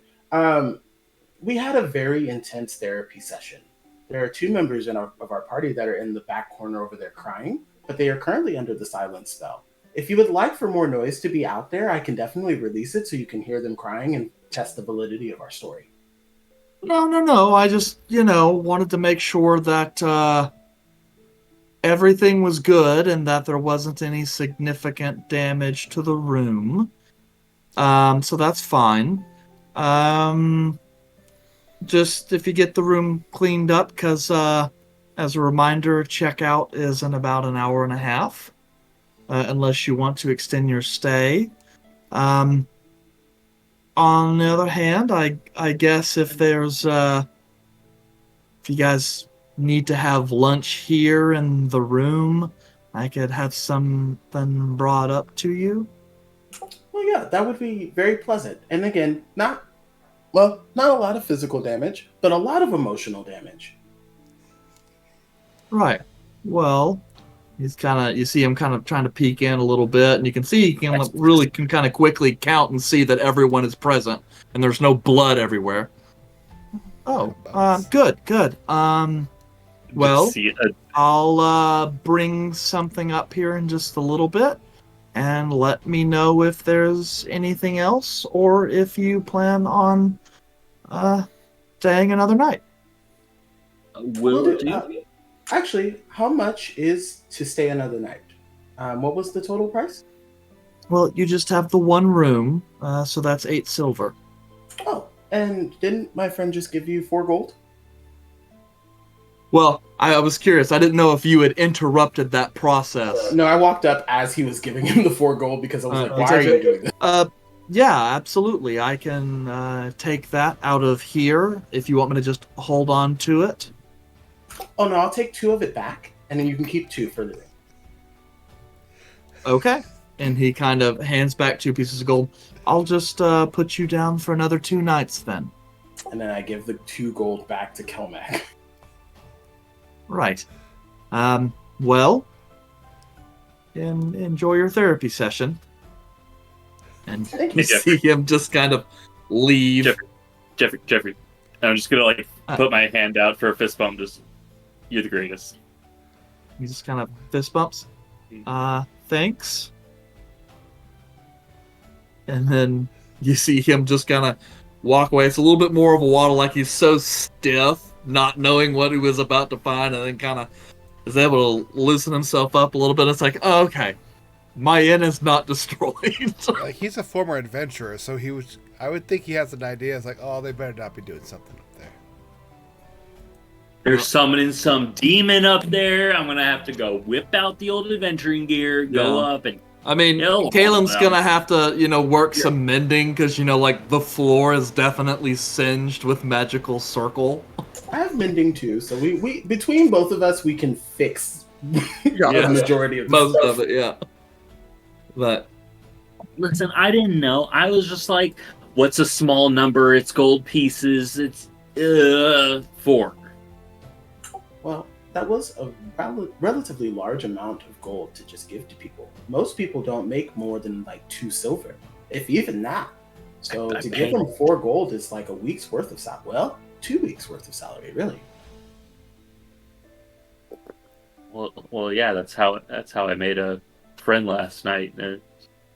How much Is that gold the only did I way you know how to make friends? By bribing them? No. I didn't bribe them. I just paid for drinks. No, and I know that's not the only way that you know how to make friends, because we're friends. Are we Oh, friends? I had to pull you into my magical circle. Yes, we're friends. Okay. For life. In a legally binding sense. So I finally pass of old age, and we've long separated. My soul goes to the Feywild. Just, hello. Oh no. Hi. So I turn back to Caleb, and I'm like, so are we just going to leave them like that? Should I get them a chair, or 2, since they probably will need to sit? Probably. Let's let them work it out, and yes, let's bring chairs to them. Well, I mean, really, all they have to do is just walk out of the circle, but I don't think they realize that at this point. Yeah, but I'm not going to interrupt their therapy session that's going on there. The unloading of emotions. Actually, I am. Caleb will actually join and try and comfort Volred, as he did while he was in the dream. But are you going to try to talk to There's him? no noise. No, I'm not going to talk to him. I'm just going to join. Support. This is a Doesn't always feel mutual. words. We are going through some shit kind of thing at this point because we can't communicate at all. If any civilian, if this was outside and just a regular Joe Schmo guy saw 3 people hugging each other in a corner, someone and the tallest one crying and looked like they were absolutely bawling and no noise, they would be so disturbed. Yes, that's what we're doing in a room. Oh, so this is like a prime-material ritual of friendship, like comforting, making sure. I don't know. Good. So you see Keandre get behind Kelmick and push him into the silence, and we're all just sitting in there. Get into the sphere of emotions. And now cry out all your feelings. you're in a silent dome of emotion. Silent venting for all. I'm just the one not really digging it. Just Yandere is getting the hug in, and I'm just kind of squished in there. Just, all right, I guess I'm here now. And then I will just leave that up, and I guess Until it expires. 10 minutes of pure sadness. Okay. Until the, Jeffrey comes by with the food and kind of sees the ugly crying, and it's like, Oh shit! Here. And he's Oh, just gonna no. like Hey, set- you're outside of sets the his silent camera. his handkerchief on the cart with the food, just to kind of help out, I guess. And then just kind of leaves you guys to it. All right. Anything else you guys need to do before we wrap up? This is a Okay. weird ass way to end it. Yes, this is a Oh, very right. weird ass way. But you know what? Interesting. You get a little bit of catharsis, you know? It's good for the party. So,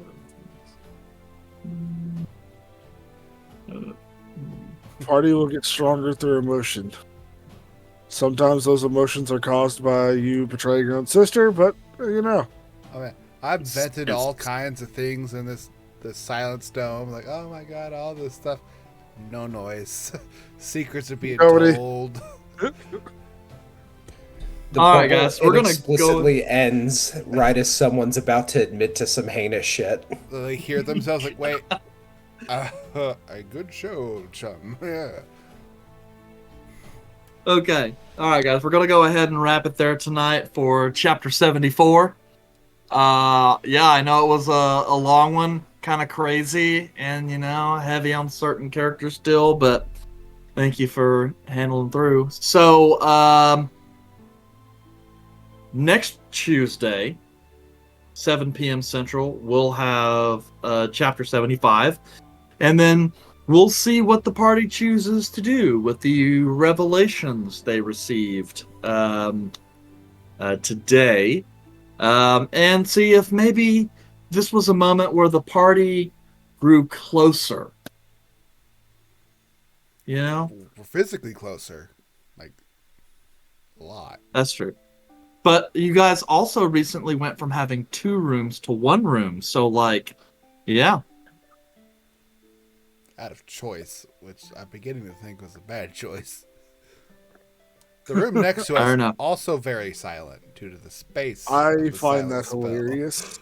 That's what I thought they were originally coming to see, because Someone practicing silence is a their 15-foot, right? clarinet recital in the other room. They're saying they can't hear anything. What's going on in this room? Whoops. Why is there mystical chanting being heard reverberating through the whole building? It's Don't just worry a about it, scene don't from worry. Ghostbusters that just happened in here, and then complete silence. Yep. All right, guys. Well, thank you guys for coming out. We'll see you next week. Be sure to bring a friend. The video today should be on the VOD. I know we had some weirdness, so maybe that'll be re-uploaded. It should be all handled by the time we upload to YouTube 2 days from now. So, yep. Feel free to check us out on our socials. We tend to post updates there if we need to. Other than that, thanks so much, and I guess we'll see you next week. Good night, everybody. Good night. Silence.